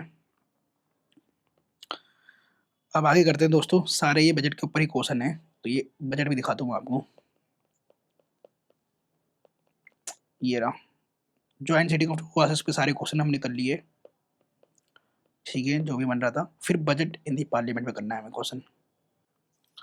Question number 76 is budget laid before both houses, both the houses. तो भैया चलो करते हैं इस क्वेश्चन को भी। यहाँ पर बोला है कि जो बजट है उसको हम बोथ हाउसेस के सामने प्रेजेंट करते हैं या नहीं, प्रस्तुत करते हैं या नहीं। तो ध्यान रखना, बजट वर्ड तो हमारे कॉन्स्टिट्यूशन में लिखा हुआ ही नहीं है।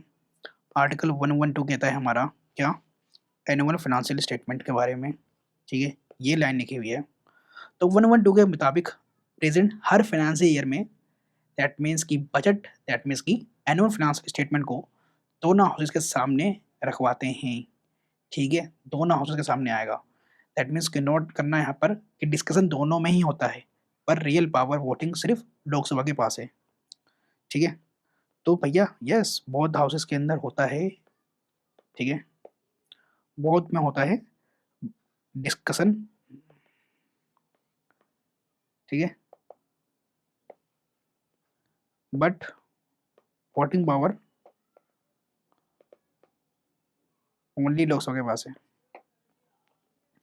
तो यहाँ पर लोकसभा के पास एक्सक्लूसिव पावर होती है।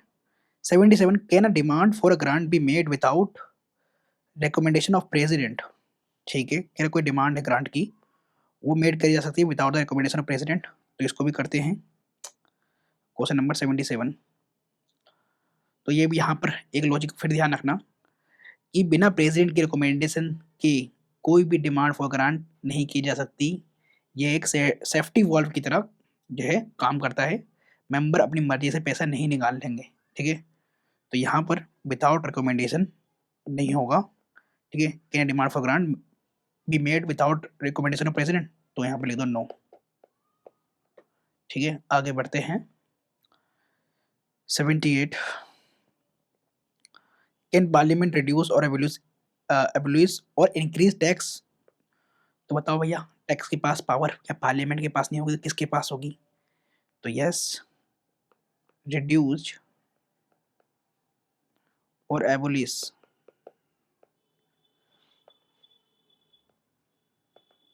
रिड्यूस और एबॉलिश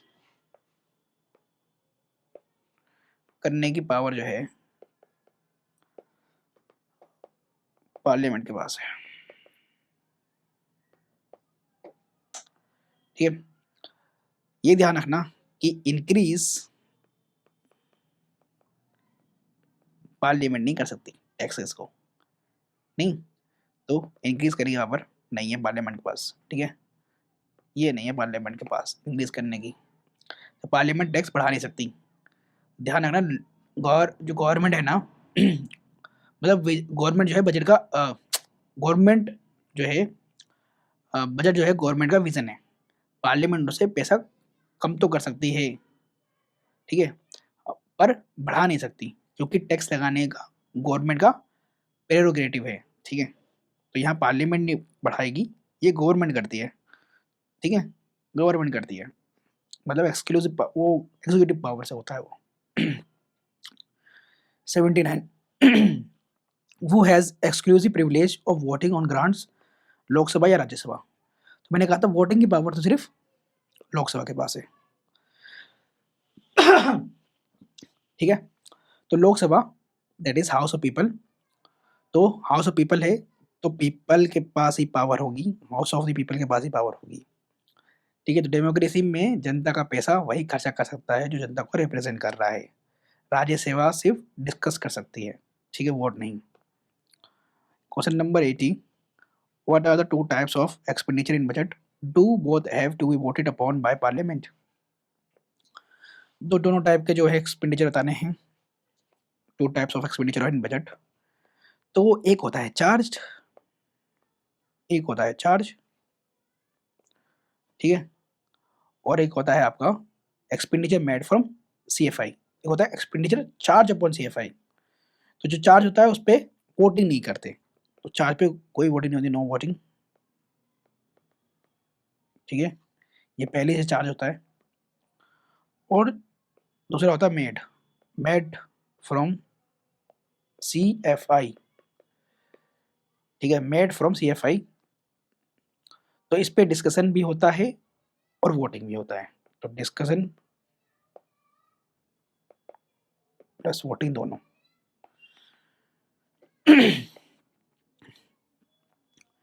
तो इस पे भी लॉजिक एक बात का ध्यान रखना है कि कॉन्स्टिट्यूशन ने कुछ ऑफिस जैसे कि प्रेसिडेंट, जज, को इंडिपेंडेंट रखने के लिए उनकी सैलरी को जो है ना वोटिंग से बाहर रखा है, ताकि वो इंडिपेंडेंट फंक्शन कर सकें, ठीक है, डिपेंड ना हो पार्लियामेंट के ऊपर, पार्लियामेंटेरियंस के ऊपर, है ना, इसलिए चार्ज एक्सपेंडिचर रखा जाता है। नेक्स्ट क्वेश्चन इसी के ऊपर है, give example of charge expenditure. तो president, vice president, speaker, deputy speaker की सैलरीज, अलाउंसेस, ये सब चार्ज पे होती है। तो president, vice president, speaker, deputy speaker, अब इनकी सैलरीज या फिर अलाउंसेस, ये सब चार्ज होती है। फिर सुप्रीम कोर्ट, हाई कोर्ट, इनकी सैलरीज, इनकी तो सैलरीज भी आ जाएगी, पेंशन भी आ जाएगी, लेकिन हाई कोर्ट का ना यहाँ पर सीएफआई के पेंशन की होती है बात, क्योंकि इसकी जो सैलरी है वो स्टेट की कंसोलिडेट फंड से दी जाती है। इस बात को ध्यान रखना है, जब हम जुडिशरी करेंगे वहां पर मैं सब कुछ पढ़ाऊंगा। और इसमें सीएजी भी आता है। सीएजी कंट्रोलर, यूपीएससी के चेयरमैन,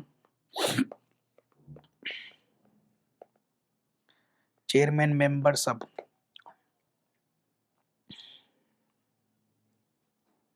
अच्छा, गवर्नमेंट के डेट चार्जेस और किसी कोर्ट की डिग्री या जजमेंट का पैसा भी सीएफआई पे ही होता है, चार्ज सीएफआई पे होता है, इस बात को ध्यान रखना। Question number 82, what are the stages in the enactment of budget through parliament. तो 6 स्टेजेस हैं अगर पार्लियामेंट को बजट पास करना है तो ये बताने हैं आपको। तो पहला है बजट जो है, यहाँ पर देखो यहाँ दे रखा है 6 स्टेजेस, ठीक है।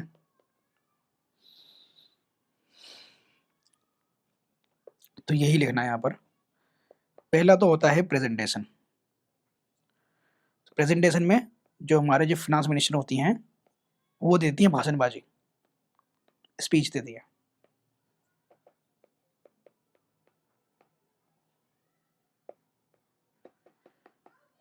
सेकंड, उसके ऊपर होता है फिर जनरल डिस्कशन।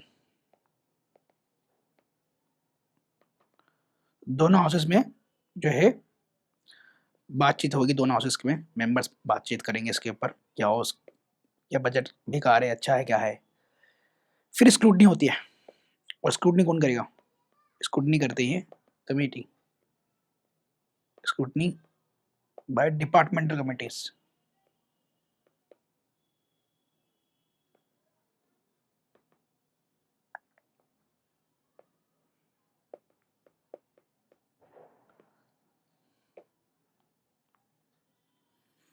फोर्थ है आपका पासिंग ऑफ एप्रोप्रिएशन बिल।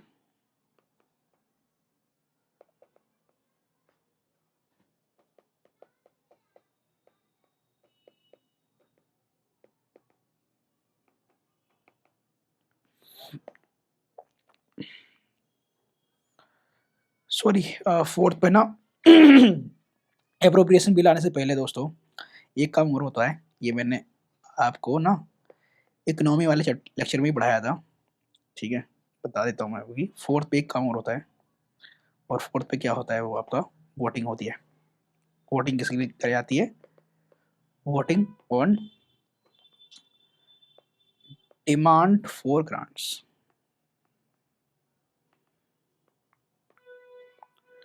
और फिफ्थ में होता है आपका पासिंग ऑन एप्रोप्रिएशन बिल, पैसा निकालने की कानूनी permission.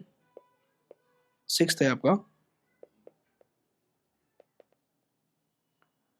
Passing of finance bill.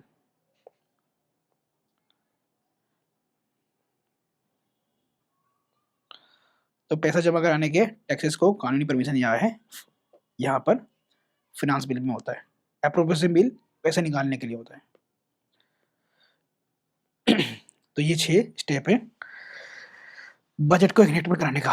पहला आपका प्रेजेंटेशन बाय एफएम, ठीक है, फिर जनरल डिस्कशन, फिर स्क्रूटनी बाय डिपार्टमेंट कमिटीज, फिर voting on demand for grants, फिर पासिंग एप्रोप्रिएशन बिल, फिर फाइनेंस बिल। तो इसको याद रखना दोस्तों।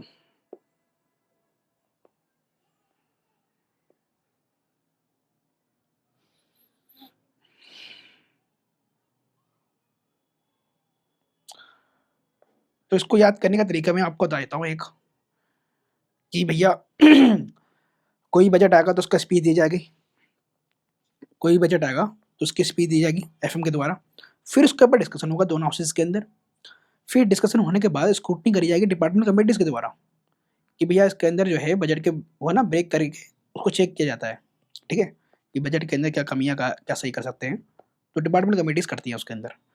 फिर जो है ना ग्रांट के लिए भेजा जाता है, किस किस डिपार्टमेंट को ग्रांट चाहिए, तो उसके ऊपर वोटिंग होती है, voting on demand for grants.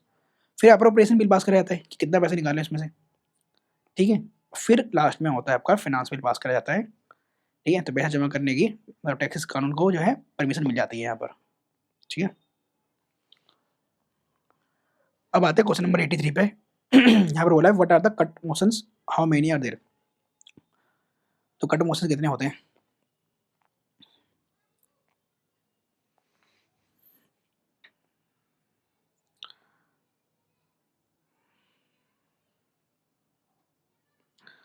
तो कट मोशंस क्या होता है और कितने ये होते हैं, मतलब पूछा गया है। तो जब वोटिंग होती है तब अपोजिशन ये मोशन जो है लेकर आती है, ठीक है, मतलब उसके खिलाफ में लेकर आती है, बजट के खिलाफ में, ठीक है, कट मोशंस। तो इसमें टाइप होते हैं policy cut motion, economic cut motion, token cut motion. मैं आपको लक्ष्मीकांत में दिखा देता हूँ।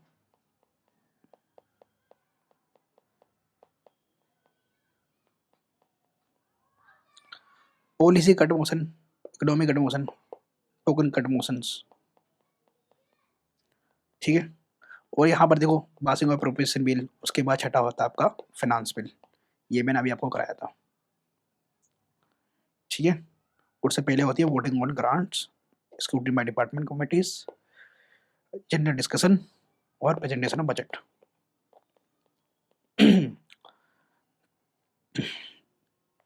ठीक है, तो कट मोशंस क्या होते हैं? तो देखो जरा यहाँ पर टाइप्स देख लो पहले, कि भाई 83 का, कि भैया पॉलिसी कट की बात कर रहा है।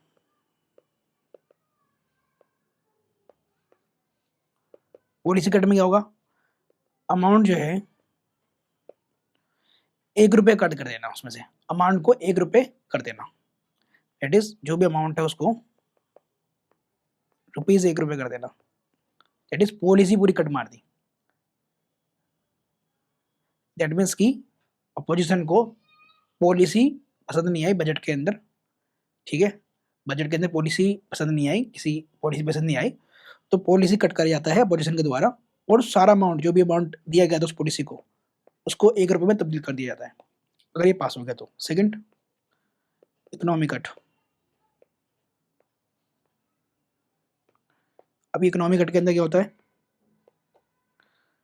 अमाउंट को एक स्पेसिफाइड सम से कम करना, मतलब तुम ज्यादा खर्चा कर रहे हो कुल मिलाकर, तो इकोनॉमी कट, ठीक है। थर्ड है आपका टोकन कट। टोकन मतलब कुछ टोकन काट दिया, ठीक है, कुछ टोकन का पैसा काट दिया, तो अमाउंट को 100 रुपये से कम करना, ठीक है, तो 100 रुपये का टोकन काट दिया एक तरीके से, अमाउंट जो भी है उसको 100 रुपीज से कम कर देना, ठीक है, 100 रुपीज से कम कर देना बाय 100 रुपीज ना, डिडक्ट डिडक्टेड 100 रुपीज है ना, ये reserve. Question number 84, how many days are allocated for voting for demands, what happens to the remaining demands on last days? चलो ऐसे भी करते हैं, how many days are allotted for voting for of demands and what happens to remaining demands on last day?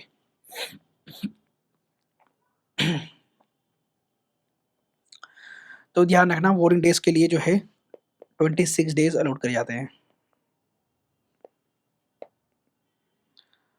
ठीक है। और जब क्या होता है कि लास्ट डे वाले क्या होता है, डिमांड के लास्ट वाले दिन, तो गुलेटिन होता है। गुलेटिन मतलब मैंने आपको बताया था बुलेटिन मोशंस के बारे में। तो जब टाइम खत्म होने वाला होता है तो डिमांड्स की जो डिस्कशन है वो नहीं हो पाती पूरी, तो उन्हें डिबेट मतलब सारे डिबेट को ख़त्म करके वोटिंग के लिए बुलेटिन करा जाता है, ठीक है दोस्तों। Question number 85, how does constitution allow money to withdrawn from CFI। और 86 है, can amendment to be proposed to the appropriation bill in other house of the parliament. और 87 है, what is the vote on account, what is the amount granted equal to generally. ठीक है, तो फटाफट करते हैं दोस्तों, फिर अब ज़्यादा क्वेश्चन नहीं रह गए। ठीक है, 15 क्वेश्चन रह गए कुल, तो इन्हें ही फटाफट कर देते हैं। तो 85 है आपका कि CFI से पैसा कैसे निकालेंगे, ये कॉन्स्टिट्यूशन में क्या डील कर रखा है।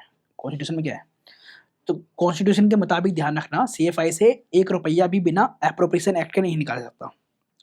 ठीक है, तो बिना अप्रोप्रिएशन बिल के आप 1 रुपया नहीं निकाल सकते। ठीक है, अप्रोप्रिएशन एक्ट पास कराना पड़ेगा।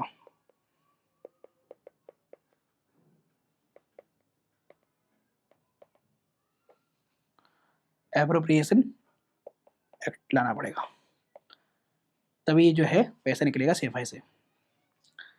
86 कह रहा है एप्रोप्रिएशन बिल का, ध्यान रखना, can amendment be propose to the appropriation bill in other house of the parliament.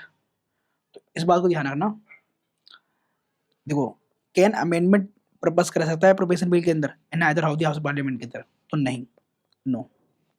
ठीक है, इस बिल में कोई ऐसा अमेंडमेंट नहीं ला सकता। ठीक है, दैट मीन्स की अमाउंट चेंज करें, एक्सपेंडिचर का डेस्टिनेशन रिलीज हेड बदल दे ना, चार्ज एक्सपेंडिचर को अफेक्ट करे, तो ऐसा कोई अमेंडमेंट नहीं ला सकता एप्रोप्रिएशन बिल के अंदर। ठीक है, 87 वोट इन अकाउंट के ऊपर क्वेश्चन है कि what is vote in account, what is the amount granted to equal to generally. तो वोट अकाउंट मैंने बताया था, बजट पास होने के बजट पास होने में अप्रैल मई तक का टाइम लग जाता है।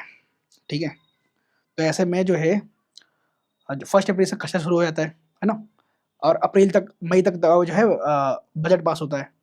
तो ऐसे में जो एक्सपेंडिचर है, डे टू डे एक्सपेंडिचर है, वो कैसे करा जाए, तो उसके लिए वोटर अकाउंट कराया जाता है। ठीक है, तो इंटरिम फंडिंग करी जाती है जब तक बजट पास ना हो, तो इसको ध्यान रखना, एक तरीके का इंटरिम फंडिंग है।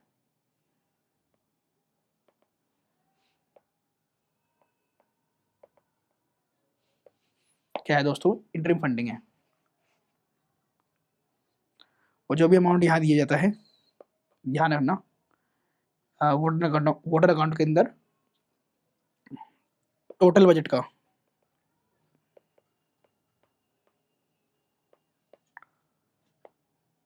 टोटल बजट का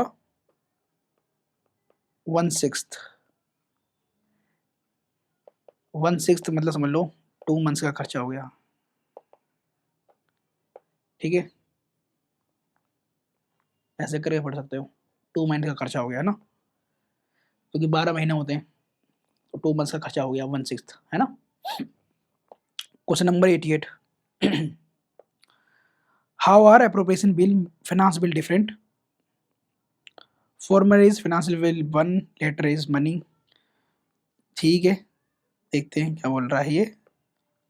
कह रहा है अप्रोप्रिएशन बिल जो है फाइनेंस बिल से कैसे डिफरेंट है, तो यहाँ पर बोला है कि जो अप्रोप्रिएशन बिल है वो फाइनेंशियल बिल 1 होता है, और फाइनेंस बिल जो होता है वो मनी बिल होता है, ये बोल रहा है।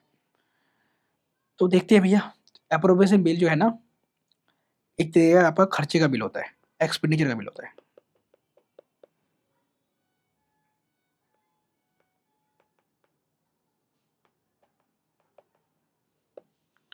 ठीक है, और फाइनेंस बिल आपका कमाई का बिल होता है।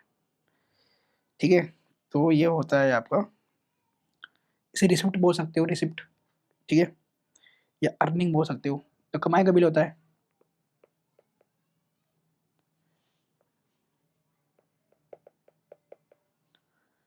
ना, रिसिप्ट वाला बिल होता है ये।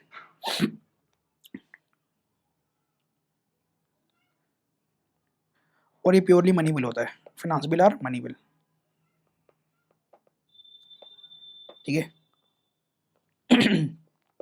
और ये फाइनेंशियल बिल 1 की कैटेगरी में आता है आपका। ठीक है, अप्रोप्रिएशन बिल आपके खर्चे का बिल होता है। ठीक है, एक्सपेंडिचर का बिल होता है, तो ये गवर्नमेंट अथॉरिटी को देता है कि CFI से पैसा कैसे निकाल सकते हैं। ठीक है, तो CFI से पैसा निकालने के लिए होता है अप्रोप्रिएशन बिल, मैंने आपको बोला था। तो ये फाइनेंशियल बिल 1 की कैटेगरी में आता है, मतलब मनी बिल प्लस समथिंग। ठीक है, समथिंग में कि कुछ भी आ सकता है।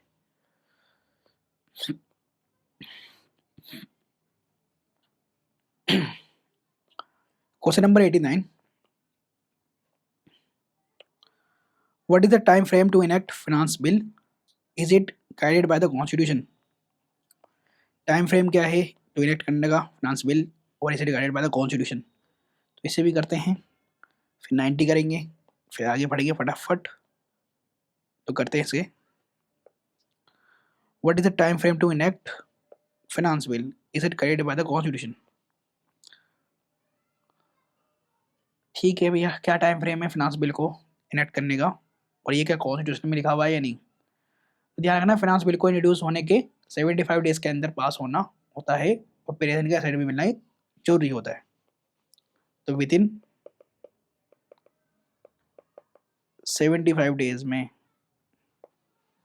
पास कराना होता है, पास प्लस एसएनडी मिलना चाहिए प्रेसिडेंट का। ठीक है, एसएनडी भी मिलेगा और प्रेसिडेंट का मतलब पास भी होना चाहिए और प्रेसिडेंट का अप्रूवल भी मिल जाना चाहिए। अथॉरिटी कौन है? तो ये provincial collection of taxes act 1931 के रूल्स के गाइड होता है, दैट मीन्स की कॉन्स्टिट्यूशन में नहीं लिखा हुआ, not guide by the constitution. ठीक है, तो provisional collection of taxes act से ये करा जाता है। Question number 90, explain supplementary grant, additional grant, excess grant, word on credit, exceptional grant, token grant. तो एक्सप्लेन करना है सप्लीमेंट्री ग्रांट्स क्या होते हैं, एडिशनल ग्रांट क्या होता है, एक्सेस ग्रांट क्या होता है, वर्ड ऑन क्रेडिट क्या होता है, एक्सेप्शनल ग्रांट, टोकन ग्रांट। फिर बोला गया कि how are all above regulated, is it same as regular budget, what is the process of approving excess grant? चलो ये भी करते हैं सारा सारा। तो सप्लीमेंट्री ग्रांट क्या होता है? देखो भाई, पार्लियामेंट चैप्टर पढ़ा है, इसलिए पार्लियामेंट से क्वेश्चन भी ज़्यादा आते हैं, और पार्लियामेंट आपका एक इम्पोर्टेंट बॉडी भी है। ठीक है, डेमोक्रेसी का, तो बिल्कुल इसको ढंग से करना होता है भाई। ठीक है, तो सप्लीमेंट्री ग्रांट क्या होता है? तो सप्लीमेंट करने के लिए जब अलॉटेड पैसा कम हो जाए, तो करंट ईयर में इसको सप्लीमेंट करने का करा जाता है। ठीक है, अलॉटेड पैसा कम हो जाता है तो इसको सप्लीमेंट करने के लिए सप्लीमेंट्री ग्रांट दिया जाता है। एडिशनल ग्रांट, जब किसी नई सर्विस के लिए पैसा चाहिए हो, ठीक है, न्यू सर्विस के लिए एडिशनल ग्रांट दिया जाता है, न्यू सर्विस के लिए।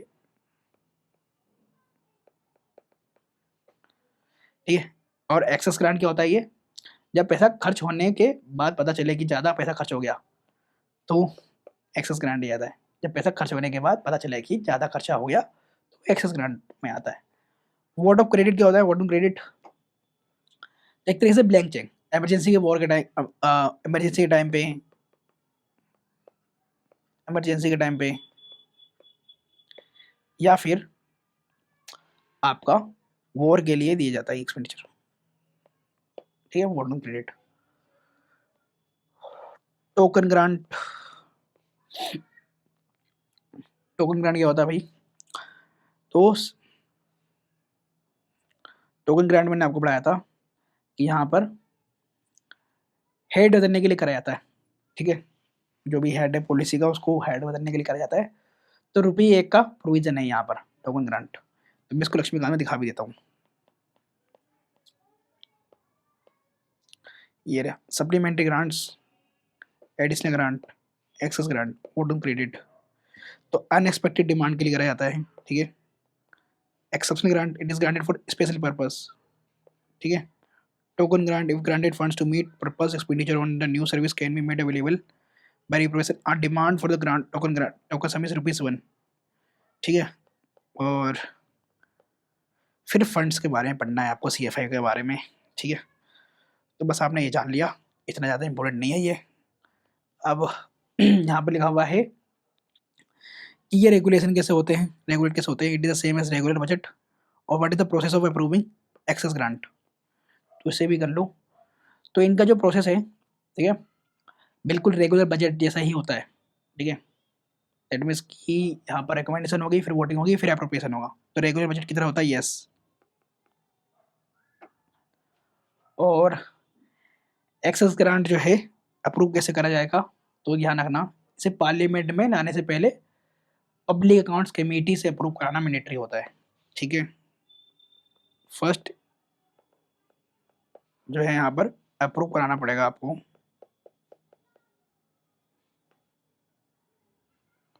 पीएससी से, पब्लिक अकाउंट कमेटी से, ठीक है। तो ये मैंडेटरी है।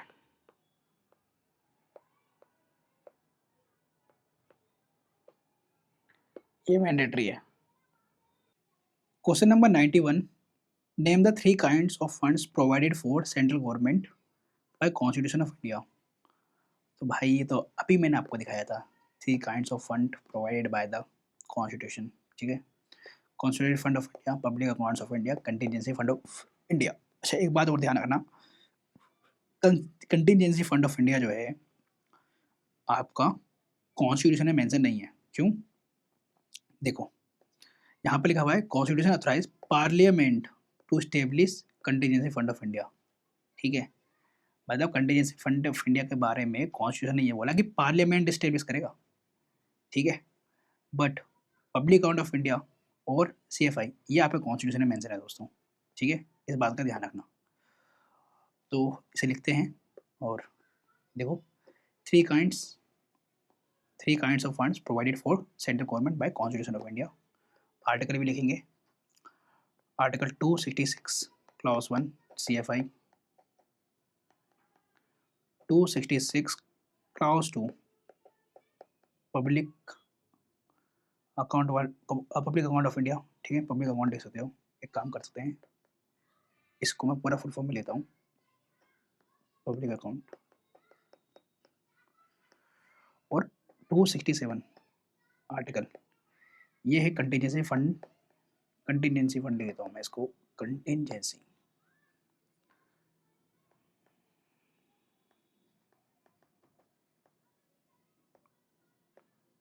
कंटीजेंसी फंड, ठीक है।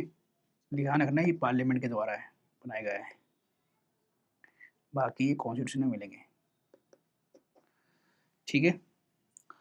तो जितना भी रेवेन्यू है इसके अंदर आएगा, सीएफआई के अंदर आएगा, ठीक है। ऑल रेवेन्यू, टैक्सेस, इंटरेस्ट सब, और जो प्रोविडेंट फंड वाला पैसा है, स्मॉल सेविंग्स है, सब पब्लिक अकाउंट ऑफ इंडिया के अंदर आएगा। और यहाँ पर इमरजेंसी के लिए फंड डाला जाता है कंटीजेंसी फंड के अंदर, और इस टाइम ये फंड जो है 30,000 करोड़ रुपए, ठीक है। बढ़ाया भी जा सकता है, फिक्स्ड अमाउंट होता है ये। उसको हेल्ड कौन करते हैं, या फिर कंटीजेंसी फंड ऑफ इंडिया से पैसा कौन खर्च कर सकता है, तो एग्जीक्यूटिव ऑर्डर चाहिए प्रेसिडेंट का, इमरजेंसी के टाइम पे खर्च करा जाता है। हेल्ड कौन करता है इसे, finance secretary,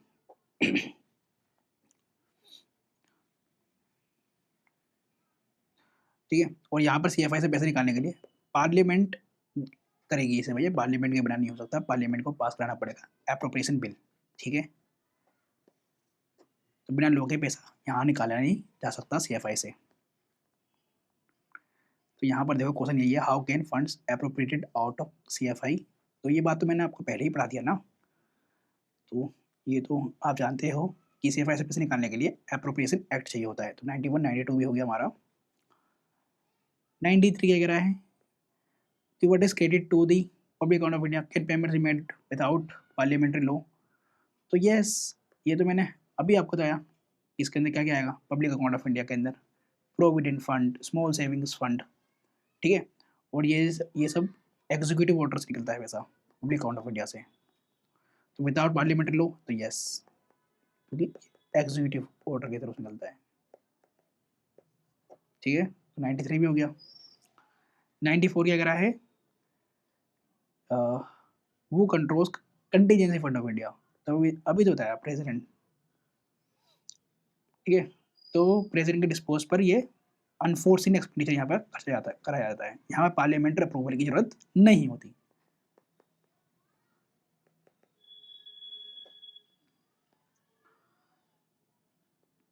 Question number 95. What are 5 circumstances under which Constitution has empowered Center to make laws from state list? तो कौन से 5 circumstances है, बहुत इंपॉर्टेंट है। मैंने आपको सेंटर स्टेट वाले लिस्ट वाले चैप्टर के अंदर भी करा रखा है, ठीक है।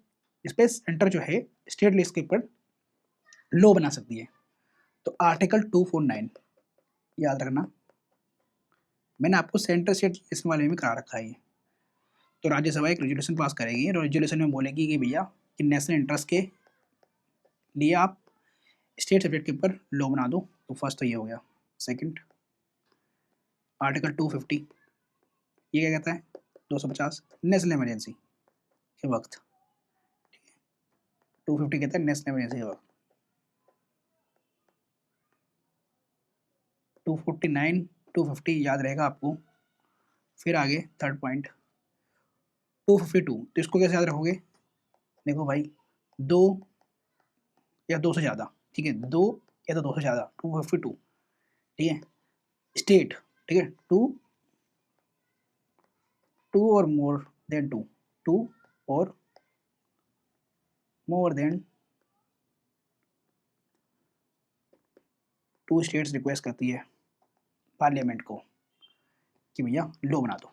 फोर्थ, इसके नेक्स्ट वाला आर्टिकल 253 ये कहता है इंटरनेशनल ट्रीटीज के लिए। 253 इंटरनेशनल ट्रीटीज, ठीक है, ट्रीटीज को पास करना, ठीक है, या उसको इम्प्लीमेंट करने के लिए। फिर आपका पांचवा है प्रेसिडेंट रूल लग जाए, सिंपल, आर्टिकल 356 जब स्टेट के अंदर प्रेसिडेंट रूल लग गया तब। 96 कह रहा है what happens at the end of the fiscal year if granted money is not spent by government, what is March Rush।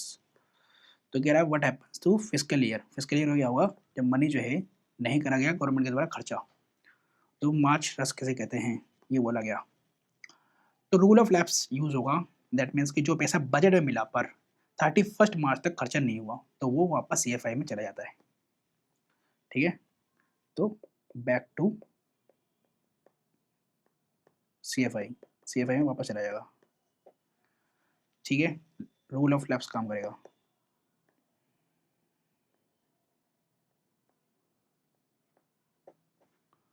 ठीक है, और मार्च रस क्या होता है ये भी जानो। तो डिपार्टमेंट्स अपना पैसा जो है लैप्स होने से बचाने के लिए मार्च के आखिरी दिनों में अंधाधुंध खर्चा करते हैं, इसे ही मार्च रस कहते हैं, ठीक है। चलो 97 क्या है ये, कह रहा there is one exception to states inability to initiate constitutional amendment, what is it. और फिर 97 में 98 में है what are the judicial power and function of the parliament, बहुत इंपॉर्टेंट है, यहाँ से सारे क्वेश्चन बहुत इंपॉर्टेंट है आपके एग्जाम के लिए, ठीक है। तो कम से कम 102 तक बहुत इंपॉर्टेंट है, ठीक है, 103 तक मान सकते हो। तो इसे कंप्लीट करते हैं 97 वाले क्वेश्चन को। क्या बोला है यहाँ पर कि वन एक्सेप्शन बता दो states inability to initiate constitutional amendment, what is it. तो देखो भैया कॉन्स्टिट्यूशनल अमेंडमेंट तो भैया पार्लियामेंट ही कर सकती है, स्टेट तो नहीं कर सकती, स्टेट कॉन्स्टिट्यूशन अमेंड नहीं कर सकते। लेकिन हाँ एक एक्सेप्शन है, आर्टिकल 169 का, यही पूछा गया था। आर्टिकल 169 का उसमें क्या है, स्टेट असेंबली एक रेजोल्यूशन पास कर सकती है और पार्लियामेंट को रिक्वेस्ट कर सकती है कि legislative that is council, legislative council that is Vidhan Parishad को एबोलिश कर दो या फिर स्टेब्लिश कर दो, दोनों ही, मतलब बनाने के लिए भी और स्टेब्लिश करने के लिए भी कर सकती है। तो वो रिक्वेस्ट वाला काम कर सकती है कि लेजिस्लेटिव काउंसिल हमारे बना दो, लेकिन ये पार्लियामेंट के ऊपर बाइंडिंग नहीं होता, ये ध्यान रखना। 98 judicial powers of the parliament. तो भैया जुडिशियल पावर क्या है पार्लियामेंट की, चार पूछे, फटाफट चार बता दोगे आप इसलिए, कैसे। फर्स्ट तो क्या है इम्पीचमेंट ऑफ प्रेसिडेंट, ये भी एक तरह से जुडिशरी नेचर होता है, जुडिशरी वाले काम है इम्पीचमेंट करने वाला, हटा देना। तो इम्पीचमेंट ऑफ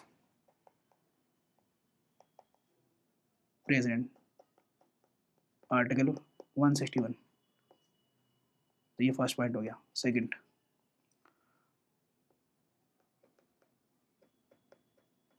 वाइस प्रेसिडेंट ठीक है, वाइस प्रेसिडेंट को हटाना, तो इसमें रिमूवल। ठीक है, थर्ड SC HC मतलब कि जजेस को हटा देना, CAG को, चीफ इलेक्शन कमिश्नर को। ठीक है, तो ये सारे रिकमेंडेशन ये सब कहलाता है आपका जुडिशरी पावर ऑफ पार्लियामेंट। अब यह MPs को भी, ठीक है, या फिर आउटसाइडर्स को पनिश करते हैं अगर कोई ब्रिच किया गया है। ठीक है, ब्रिच ऑफ प्रिविलेज हुआ है, ब्रिच ऑफ प्रिविलेज, तो ब्रिच ऑफ प्रिविलेज के भी पनिश करते हैं।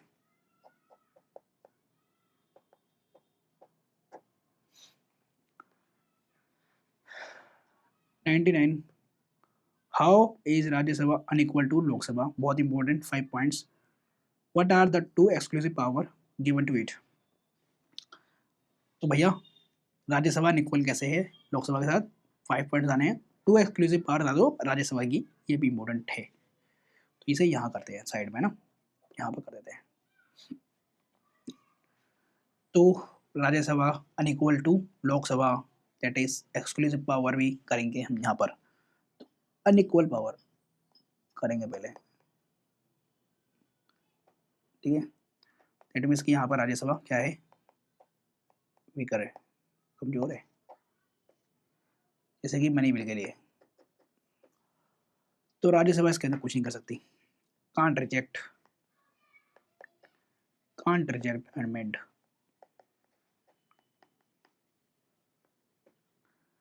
सेकंड है आपका बजट के अंदर वोट, राज्यसभा नहीं करती, ओनली डिस्कस करती है राज्यसभा।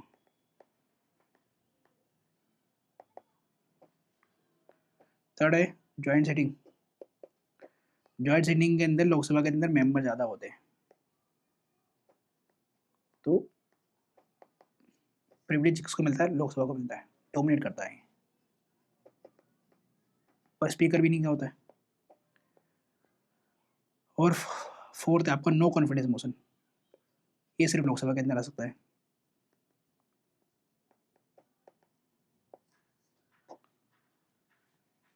ठीक है, अब आते हैं हम एक्सक्लूसिव पावर के ऊपर।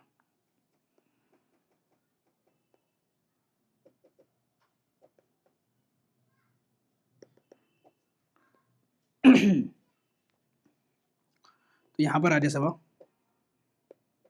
इज स्ट्रोंगर, कैसे, हाउ, आर्टिकल 249। तो स्टेट लिस्ट पर लॉ बनाने की पावर सिर्फ किसकी है, मतलब रिक्वेस्ट कौन कर सकता है, लोग राज्यसभा ही पास कर सकते हैं रेजोल्यूशन, है ना, और बोल दे कि पार्लियामेंट लॉ बना सकती है स्टेट सेनेट के ऊपर। फिर आर्टिकल 312 आपके लिए ये भैया जिसकी आप तैयारी कर रहे हो, ऑल इंडिया सर्विसेज। तो न्यू ऑल इंडिया सर्विस बनानी है, इसका भी रिकमेंडेशन कौन देगा, ये राज्यसभा ही देगी। ठीक है दोस्तों, चलो तो ये पता होना चाहिए आपको। क्वेश्चन नंबर 100 करते हैं अब। यहाँ पर बोला है when was public accounts committee first set up, how many members does it have, how can get elected and how they are elected. ठीक है, how long is the term, what is the purpose for the committee. अच्छा एक बात और, ये सारे question मैं करा चुका हूँ आपको, दिखाऊं, ये देखो पार्लियामेंट्री कमेटी, ठीक है, यहाँ मैंने कराया आपको, ठीक है, पार्लियामेंट्री फॉरम्स पे करा दिया मैंने आपको, तो यहाँ पता होना चाहिए। फिर भी इन क्वेश्चन को हम डिस्कस कर लेते हैं ना, डिस्कस तो कर लेते हैं भैया, कोई बात नहीं। और एक काम करते हैं, जितने भी कमेटी वाले क्वेश्चन हैं इसको एक बार पढ़ लेते हैं, क्योंकि 100 देखो कहाँ तक, 6 तक कमेटीज वाले क्वेश्चन है, फिर प्रिविलेज के ऊपर क्वेश्चन है सारे, ठीक है, फिर ये हमारा चैप्टर कंप्लीट हो जाएगा पार्लियामेंट वाला। तो भैया पब्लिक अकाउंट कमेटी के ऊपर क्वेश्चन है, तो मैं यहीं पे एक काम करते हैं, टेबल बना के समझा देता हूँ, ठीक है? टेबल बना के समझा देता हूँ। चलो इसको ऐसे ही समझ लो आप, मैं इसको ड्रॉ करके समझाता हूँ या फिर लिख के समझा देता हूँ। यहाँ देखो, तो कब सेटअप हुई? ये ध्यान रखना 1921 में हुई। 1921 में सेटअप हुई। गवर्नमेंट ऑफ इंडिया एक्ट 1919 से, पब्लिक अकाउंट कमेटी।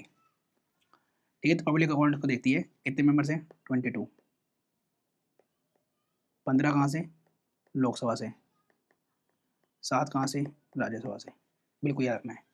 तो केज की रिपोर्ट को चेक करना काम इनका ही होता है। इसका चेयरमैन हमेशा अपोजिशन से होता है, ये ध्यान रखना। चेयरमैन इनका अपोजिशन से होता है। इनका जो चेयरमैन होता है वो अपोजिशन से होता है, अपोजिशन पार्टी का। ठीक है, तो केज की रिपोर्ट को चेक करते हैं ये, इसका ध्यान रखना बात को। और जो इम्पोर्टेंट है वो डिस्कस कर लेते हैं ना। अब यहाँ देखो, यहाँ एस्टिमेट्स कमेटी के ऊपर बातें कब सेट हुआ है, कितने मेंबर्स हैं, how can get elected and ये सब लॉन्ग टर्म। ठीक है, तो एस्टिमेट्स कमेटी के बारे में जान लो। तो एस्टिमेट्स कमेटी 1950 में, 1950 में तो जॉन मथाई कमेटी थी एक, उसने रिकमेंड किया था, जॉन मथाई।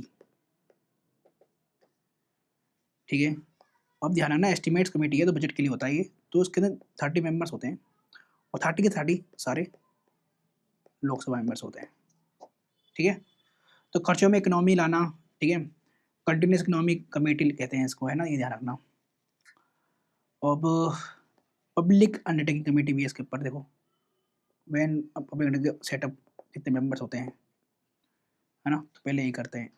तो यहाँ पर देखना जरा 1964 के अंदर, 1964 के अंदर, तो इसको ऐसे याद कर सकते हो कि गवर्नमेंट ऑफ इंडिया एक्ट 1919 ने 1921 में स्टेब्लिश किया पब्लिक अकाउंट कमेटी को। इनका चेयरमैन अपोजिशन से होता है, 22 मेंबर्स होते हैं, 7 राज्यसभा से, 15 लोकसभा से। फिर ये 1950 में हुआ जॉन मिठाई कमेटी, एस्टिमेट्स कमेटी, सारे के सारे लोकसभा से, क्योंकि बजट के लिए है। फिर पब्लिक अंडरटेकिंग कमेटी 1964 में, 14 साल के बाद। ठीक है, के मेनन, ध्यान रखना, के मेनन ने इसको रिकमेंडेशन दिया था, के मेनन ने, ध्यान रखना कितने मेंबर्स हैं? 22।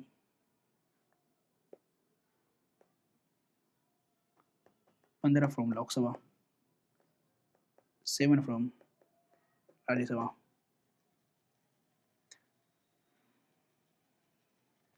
ठीक है, तो ये क्या करते हैं, इनका काम क्या होता है?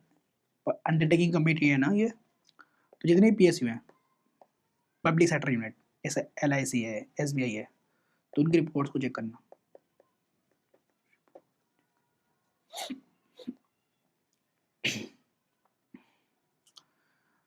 वन 103 देखो क्या बोला है, when were standing department committee set up, how many were in the set, how many were set, how many were set up. ठीक है, what is the main objective, how many members in there, do all standing committees work under the Lok Sabha, are the recommendation binding in nature. ध्यान रखना, मैं दोस्तों ये पहले करा चुका हूँ पार्लियामेंट्री कमेटी के अंदर, ये सब चीज़ें चाहिए। तो देखो यहाँ पर जरा, तो DRSC that is departmental standing committees होती हैं ये कब हुई? 1993 में स्टेब्लिश, 31 मेंबर्स होते हैं इसमें,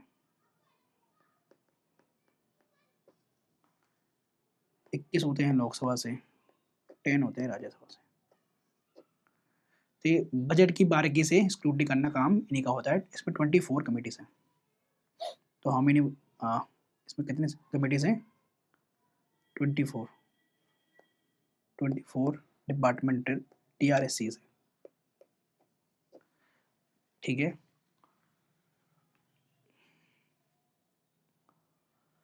और क्या ध्यान रखना है, DRSC की रिकमेंडेशन बाइंडिंग नहीं होती, ये ध्यान रखना। ठीक है, तो ये ध्यान रखना। और उसका बाइंडिंग इन नेचर, तो नो, बाइंडिंग नहीं होती। ठीक है, सिर्फ एडवाइजरी होती है। और इसमें 24 में से 16 जो है लोकसभा के अंडर और 8 राज्यसभा के अंडर काम करती है। ठीक है, जितनी भी कमेटीज हैं, इसमें बोला था ना कि to all standing committees work under Lok Sabha norm 24 में से सॉरी 24 में से 16 राज्यसभा, बचे कितने 8, तो 8 16 लोकसभा है। अरे यार मैं क्या बोल रहा हूँ, 16 लोकसभा ठीक है और 8 राज्यसभा के अंदर काम करती हैं, ठीक है ध्यान रखना। चलो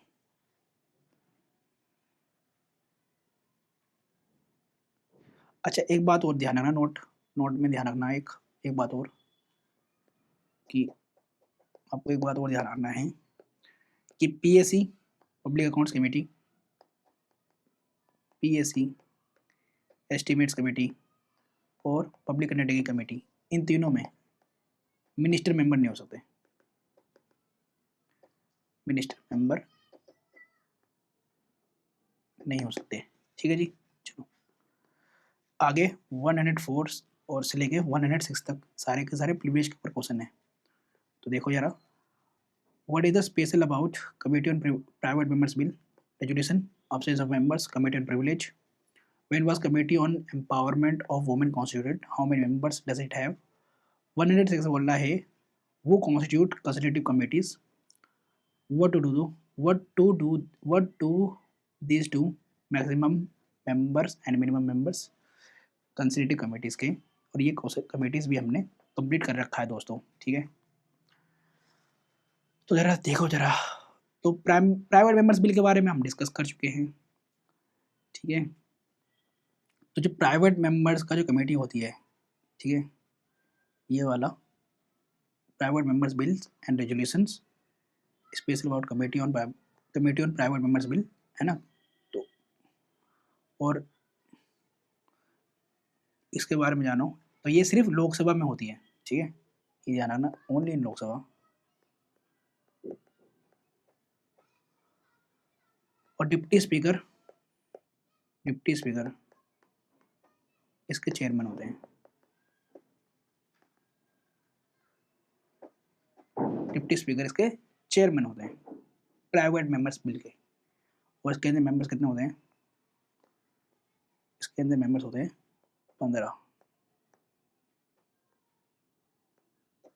15 मेंबर्स होते हैं, डिप्टी स्पीकर इसके चेयरमैन होते हैं। अच्छा कमेटी ऑन प्रिविलेज, इसके बारे में जानो, ये सेमी जुडिशियल है, ध्यान रखना, कमेटी ऑन प्रिविलेज ये पीवाईक्यू भी है, सेमी जुडिशियल है। लोकसभा के अंदर से 15 मेंबर्स आते हैं, राज्यसभा के अंदर इसके अंदर से 10 मेंबर होते हैं, तो टोटल हो गए 25। वुमेन एम्पावरमेंट वाला ध्यान रखना कब कॉन्स्टिट्यूट हुई, तो ये हुई थी 1997 के अंदर, 30 मेंबर्स होते हैं।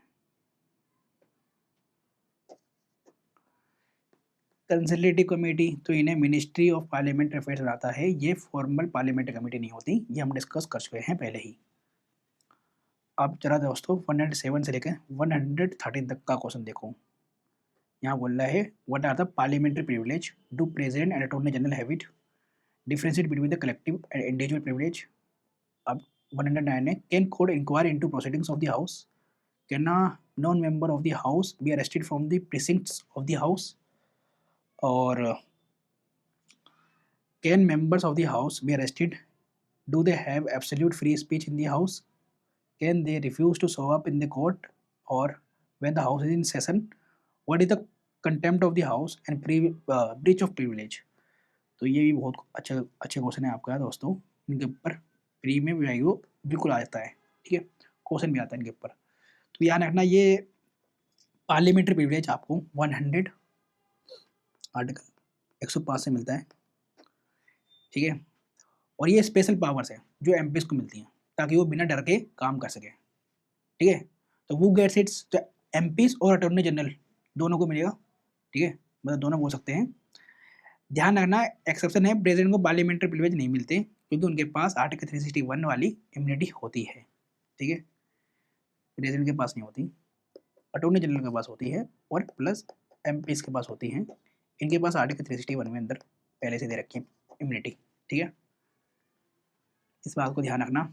अच्छा, collective versus individual privilege, collective versus individual privilege. Collective का मतलब क्या होता है? आउटसाइडर्स को निकालना, सीक्रेट सेटिंग करना, कोर्ट प्रोसीडिंग्स में इंटरफेरेंस रोकना, that is collective privilege. Individual privilege तो भैया no arrest, no arrest in civil cases, in civil cases अगर आप हाउस के अंदर हो तो कोई आपको सिविल केसेस के अंदर अरेस्ट नहीं कर सकता। ध्यान रखना, इसके अंदर टाइम सेशन जो है, हाउस का जो सेशन है, 40 दिन से पहले और 40 दिन के बाद तक कोई आपको अरेस्ट नहीं कर सकता। 40 डेज वाला, 40 डेज बिफोर एंड आफ्टर, ठीक है। हाउस में कुछ भी बोलने की फ्रीडम है, ठीक है। अब आगे तो यहाँ पर बोला था, can court inquire into proceedings of the house, can a non member of the house be arrested from the precinct of the house. तो ध्यान रखना कि हाउस के प्रीमाइसिस प्रीसिंक्ट्स के अंदर किसी को अरेस्ट करने की जो है पावर नहीं है, मतलब पुलिस वाले अरेस्ट नहीं कर सकते आपको बिना प्रिसाइडिंग ऑफिसर के परमिशन के, ठीक है। प्रिसाइडिंग ऑफिसर कौन होता है? लोकसभा के अंदर स्पीकर, राज्यसभा के अंदर चेयरमैन, ठीक है। तो इनकी परमिशन चाहिए होती है, ठीक है, चाहे वो मेंबर हो या ना हो, ये भी ध्यान रखना है, ठीक है। तो नॉन मेंबर को भी ला रहे हैं, नॉन मेंबर हो, यस, ठीक है, चाहे वो मेंबर हो या ना हो। क्रिमिनल केसेस में ध्यान रखना, क्रिमिनल केसेस में कोई जो है कैन मेंबर्स भी house in the arrested, no, ठीक है। क्रिमिनल केसेस में कोई इम्यूनिटी नहीं होती, अरेस्ट हो सकते हैं, पर सिविल केसेस में फ्रीडम है, इस बात को ध्यान रखना। Do have the absolute free of speech in the house, absolute का ध्यान रखना भैया। कंटेम्प्ट ऑफ हाउस भी नहीं सकता जब कोई मेंबर या आउटसाइडर हाउस का डिग्निटी को हर्ट करे, तो वो टेक्निकल ब्रीच मान चाहे वो टेक्निकल ब्रीच ना भी हो, ठीक है, तो कंटेम्प्ट ऑफ हाउस लग सकता है, इस बात को ध्यान रखना, ठीक है। Can they refuse to show up in the court in the house in the session, yes. What is the contempt of the house and the breach of privilege, ये बात मैंने अभी करी।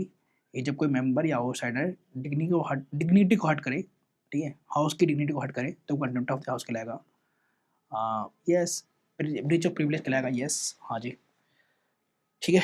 तो अब हमारा 2 क्वेश्चन बचा है बस, इसे भी कंप्लीट कर लेते हैं, फिर हमारा काम खत्म, ठीक है, फिर हमारा काम खत्म। और इसे भी करते हैं दोस्तों फटाफट। क्वेश्चन नंबर 114 क्या है, जरा देखो इसको।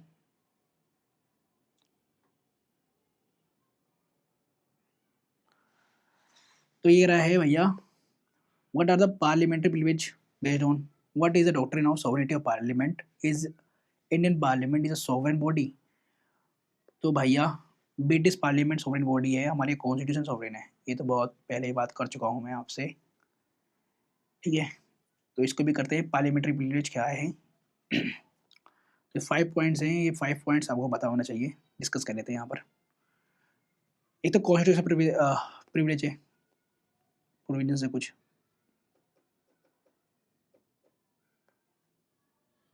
कॉन्स्टिट्यूशनल प्रोविजंस जो है आपका आर्टिकल 105 में, ठीक है। सेकंड है आपका laws made by parliament, parliament ने लॉज बना दिए।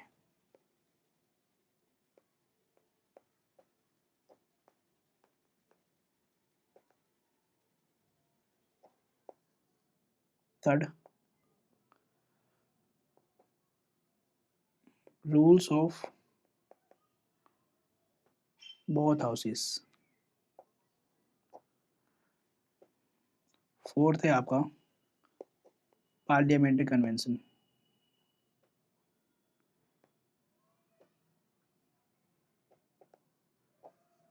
फिफ्थ है आपका common law presidents.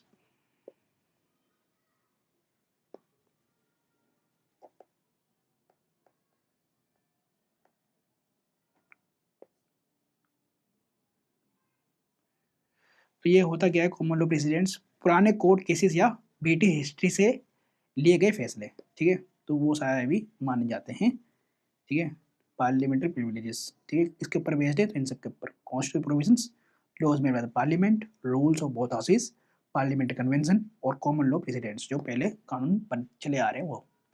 Last question है डॉक्ट्रिन ऑफ सॉवरेनिटी के ऊपर, ठीक है, पार्लियामेंट की, तो ये ध्यान रखना, इसका मतलब है कि पार्लियामेंट के पास अनलिमिटेड पावर है। तो ध्यान रखना, वो कोई भी कानून बना सकती है, बदल सकती है, और उसके कानून को कोई कोर्ट में चैलेंज नहीं कर सकता, अगर पार्लियामेंट सुप्रीम सोवरेन होता है तो। जबकि हमारे यहाँ नहीं है, ये यूके में है, ठीक है, इंग्लैंड में है। तो यहाँ पे बोला है कि इंडियन पार्लियामेंट सोवरेन है या नहीं, तो नहीं, नो, सोवरेन नहीं है। हमारे यहाँ कॉन्स्टिट्यूशन है, ये हमारे यहाँ पार्लियामेंट सोवरेन नहीं है, ठीक है। तो ब्रिटिश पार्लियामेंट सोवरेन है, वहाँ कोई रिटन कॉन्स्टिट्यूशन नहीं है, पर इंडिया में कॉन्स्टिट्यूशन सुप्रीम है, ठीक है, कॉन्स्टिट्यूशन हमारा सुप्रीम है, ठीक है, कॉन्स्टिट्यूशन हमारा सुप्रीम है, ये ध्यान रखना, पार्लियामेंट नहीं। तो why India is not a sovereign, इसको ध्यान रखना, क्योंकि हमारे यहाँ रिटन कॉन्स्टिट्यूशन है, रिटन कॉन्स्टिट्यूशन है, सेकंड फेडरल सिस्टम है, थर्ड फंडामेंटल राइट्स है हमारे यहाँ, ठीक है, जिसको ब्रीच नहीं कर सकते पार्लियामेंट, फोर्थ हमारी जुडिशियल रिव्यू भी है, ठीक है, इसलिए सॉवरेन नहीं है हमारे यहाँ का ब्रिटिश पार्लियामेंट, जो पार्लियामेंट, ठीक है दोस्तों। तो इस बात को ध्यान रखना है आपको, और इसके साथ हमारा पूरा पार्लियामेंट वाला चैप्टर कंप्लीट हो गया। हमने पूरा पार्लियामेंट वाला चैप्टर जो है रिवाइज कर लिया दोस्तों, ठीक है, लेंदी था, लेकिन फिर भी हमने से सब कंप्लीट कराया दोस्तों, और एग्जाम के लिए ये सब इंपॉर्टेंट है, सारे क्वेश्चन इंपॉर्टेंट है। अगर आपने से एक बार कंप्लीट कर लिया ना, तो सेकंड टाइम थर्ड टाइम में आपका समय कम लगेगा इसे रिवाइज करने में, और भी जल्दी रिवाइज हो जाएगा और याद भी हो जाएगा आपको, ठीक है। तो सो एक बार, बस एक बार की मेहनत है, एक बार मेहनत कर लो आप, 115 क्वेश्चन ये सारे प्रैक्टिस कर लो, ठीक है, इस एक्सरसाइज को पूरा कर लो, and second time third time आपका समय भी कम लगेगा, और इसके अंदर मास्टरी भी होगी आपकी, ठीक है, फिर आपके फुल मार्क्स भी आएंगे। तो अब जो है हमारे कितने चैप्टर्स कंप्लीट हो गए लक्ष्मीकांत के, ये हमने 23 पहले कर लिया था, 24 भी कंप्लीट कर लिया था, तो टोटल जो चैप्टर्स हमने कंप्लीट कर लिए 24 कंप्लीट कर लिए। अब नेक्स्ट वीडियो के अंदर हम जुडिशरी कंप्लीट करेंगे, जिसके अंदर हम supreme court, high court, subordinate court, ये सब कंप्लीट करेंगे। अब इतना टाइम नहीं लगेगा दोस्तों, क्योंकि हमने जितने भी मेन टॉपिक्स थे और बड़े चैप्टर्स थे वो हमने कंप्लीट कर लिए, अब छोटे चैप्टर से लेके हैं, ठीक है, ये जल्दी कंप्लीट हो जाएंगे, ठीक है। तो नेक्स्ट वीडियो के अंदर मिलते हैं, आज के लिए इतना ही, बाय।